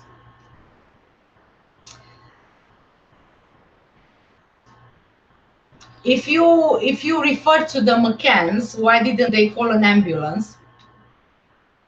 Then if they would call an ambulance, probably the hospital would find out what exactly those kids had, and maybe they would be able to trace whatever the substance was in their system to the McCanns. If you are referring to the PJ, why didn't they take any samples from the twins?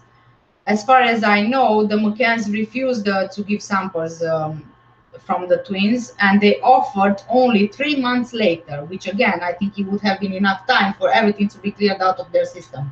Yes.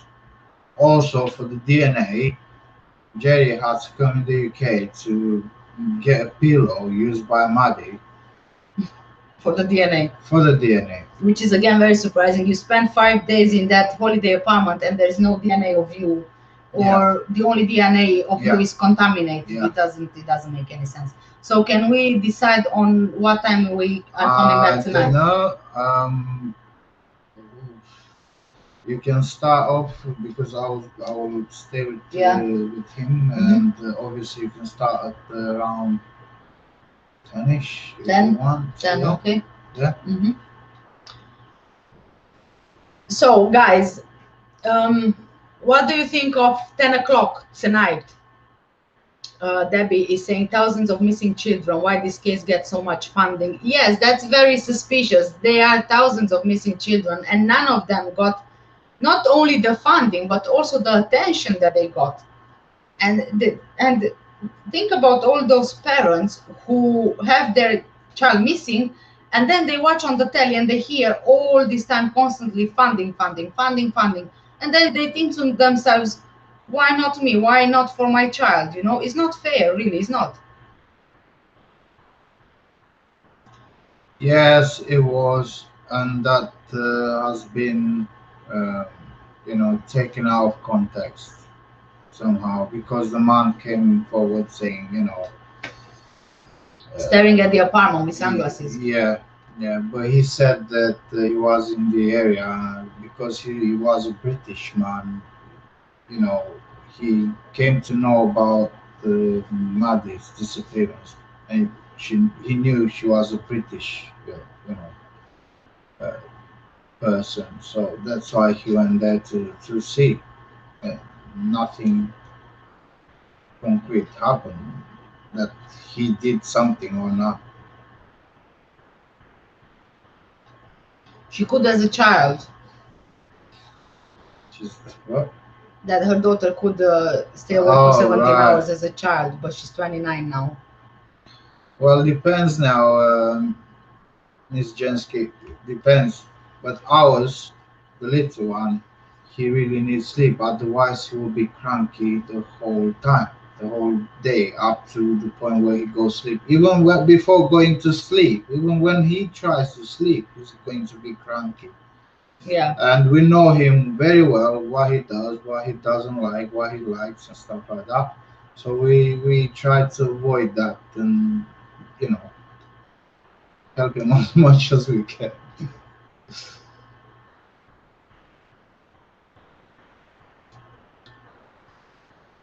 Ms. Jansky, yes, good question. Much less publicity on the West Boys, for example. Yes, yes, there is. And in the West Boys case, I honestly think, like we said in our lives yesterday, Mm. for Orin and Orson, I do think that if it wouldn't be for those people who straight away went to the scene, they were, boots on the ground, they were filming, they got the word out there, then. Local YouTubers, YouTube creators went there, then they started making videos. I don't think that without these people, this case would be as known as it is now. Yeah, true. Yeah, thank you, Mohammed. Yes, Uh, thank you.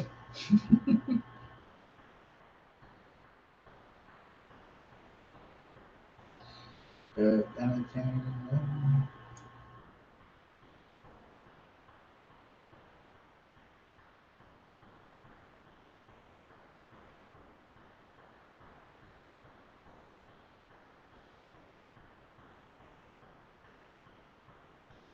Yeah, 10 o'clock. So 10 o'clock, yes. Jean is saying a parent would call ambulance. Yeah, they were also doctors, so maybe they potentially could have given first aid. I mean, emergency first aid, right? Yes. Yeah. Yeah. But yes, yes, in any case, the parent would call an ambulance unless they had something to hide and, they didn't want to be found. Oh well. Anyway, the scene was contaminated, so just think about it. How hard it was for the Portuguese police to find evidence and gather, things. Yeah, and the, Yeah. the washing of the cuddle cat, Yeah. the washing of the clothing, the cleanliness. Yeah. Thank you, JD. Um, Thank you very much for being here. Past my bedtime. Oh, Jean, Jean, so you won't be joining us then. I'm trying to sort of reach a common time for agreement. everybody. Yeah. Yeah. 10 would be alright because at 10 I'll put our son to sleep. I'll stay with him. Obviously, he's got like a satellite dish and he's scanning like a radar. Yeah, yeah. He's scanning. Is anyone close to me whilst I'm Mhm. sleeping? If he feels there's nobody there, he wakes up and shouts. So we might end up with him here. at the door. There you go. So that's why I need to stay with him. Sorry, guys. Until he falls asleep, right? Yes. Yeah. Well, I will try to be here as well, obviously, but I'd rather, make sure he's all right. So I might just end up going forth and back. Yeah. Back and forth, back and Yeah. forth. All right, Sleepy Dawn. We will see you then later. Yeah. Yes, Miss Jensky, all kids are different, obviously. Uh, well, if she could have, stayed awake for 17 hours straight, that's all right. But we do know kids that age they grow, and nowadays they grow so fast. But they need to sleep to get the energy to because their brain is active. They are active. They are energetic, but they still need sleep to help them grow. You know. Yeah. Karen, let's not forget what at the airport Yes, that oh he's not here yes. to effing enjoy himself. Yeah, so you go on a family holiday, but you're not going there to enjoy yourself. Then why are you going there? You're going there for something. Yes. Did he? Yes, he did say that. Yeah. You did, you Yes, did. Miss Jensky, he did say that. Yeah. There's Yeah. video of him Yes. on the bus saying that.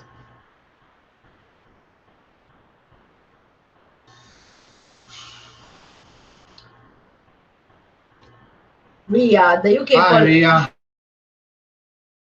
police are under the direction of the UK government via the Home Office. So many police officers are frustrated, but the Home Office is saying no. Yeah. Yes. That's what I was trying to cover earlier. I think I Mhm. did say that. I think that The British police itself is not at fault. They did try to work with the Portuguese police on the case, but obviously they've been told not to do really thorough job, and they covered some hard traces, and that they did what they've been asked by the officials, by the big people, and that's what they do because they are put there position people and they get paid. The people are scared to lose their jobs or happen something to them, as you will come up with the case which the white yeah, the white farmhouse murders where in the UK. where police officer got accident at home.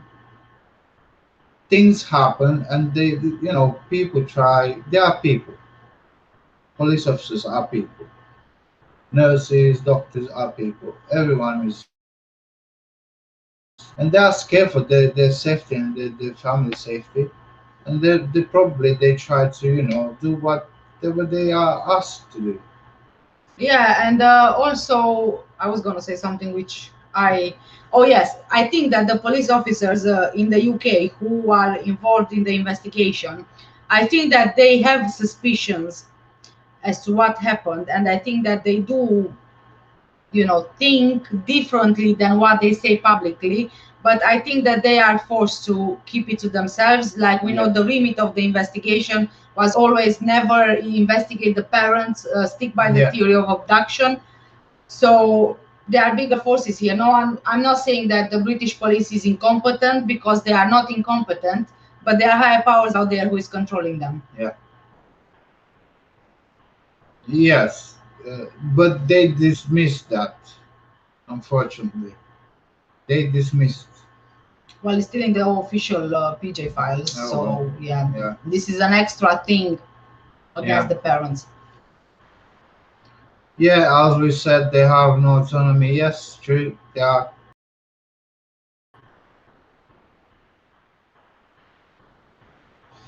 James here has a point. Yes, yes, I know, Yes, I you do know. have a point, James. No, I totally agree with that point. Yeah, it's easily done, and dusted.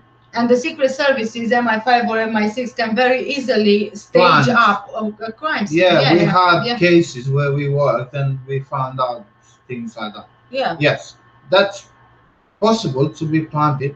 Yeah, that's a possibility, but we don't know. We don't know.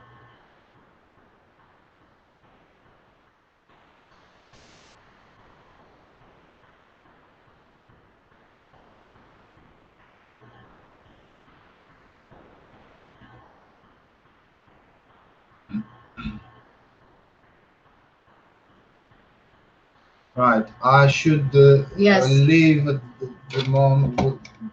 Are you wrapping it up as well? Yeah, I'm going to wrap it up as Yeah, well with you I guys. need to really run, get the little one from nursery, Yeah, go, because you're gonna be late. and I'll see you tonight. Yeah. Thank you very much, guys. I'll see you tonight. Take care. Bye.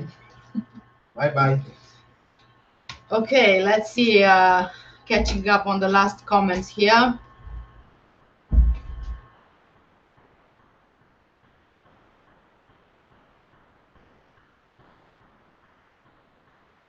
Karen, and remember the book Jerry was reading, The Interpretation of Murder. Oh, you know what? He had so many books there, including books from the COP about child exploitation and abduction and all these kind of things, which again, even Gonzalo Amaral was questioning.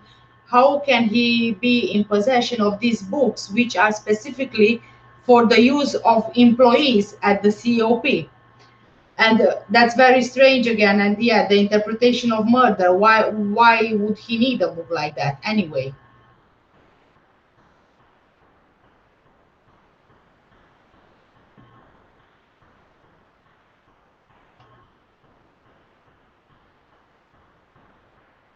James is saying they have done a great job of hiding Madeleine, or as you claim, her body. Yes, they have done a great job. Either way, either Madeleine alive or her body, it's a very well done job, because over all these years she wasn't found. So yeah. Miss Jansky dogs also alerted to Maddie's toy. Kate said it was because she visited the hospital morgue during her work, as if one parent takes the child's toy to a morgue. Exactly. That's exactly my opinion. And not only that, but what doctor takes her child's toy in her bag to visit dead bodies at the morgue and not wash it? Or even her clothing, her trousers, because that was the same excuse that she used, that she visited the morgue and worked with dead bodies. But if you, as a doctor, you have training in hygiene and safety and all sorts of things. You, as a doctor, you go with those trousers to visit dead bodies in the morgue, but you come home with the same trousers, you don't wash them, and then you take them on holiday with you as well without washing them. It just doesn't make sense. I'm not sure if anybody actually double checked that she visited the morgue.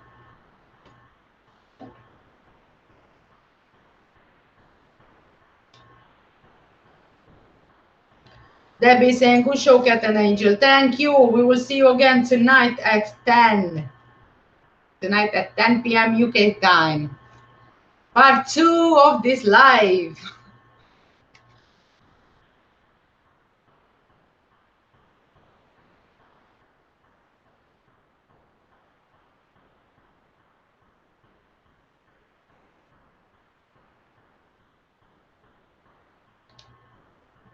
And do those same unwashed clothes on holiday. Yes, I know. I mean, if I would, I don't know. It's I don't think I could. I don't think I could do that, or even take dirty clothing on holiday. I don't know, but it's just very strange, really, because she's a doctor and she should know the hygiene thing and safety and whatever. Okay, guys. So I have finished catching up on the comments. I'll see you back tonight at 10, discussing again, carrying on with the book. And again, we will have a discussion on it. Thank you for staying so long. It's been a pleasure being here. So 10 o'clock UK time. I'll see you there, guys. Take care. See you later. Bye.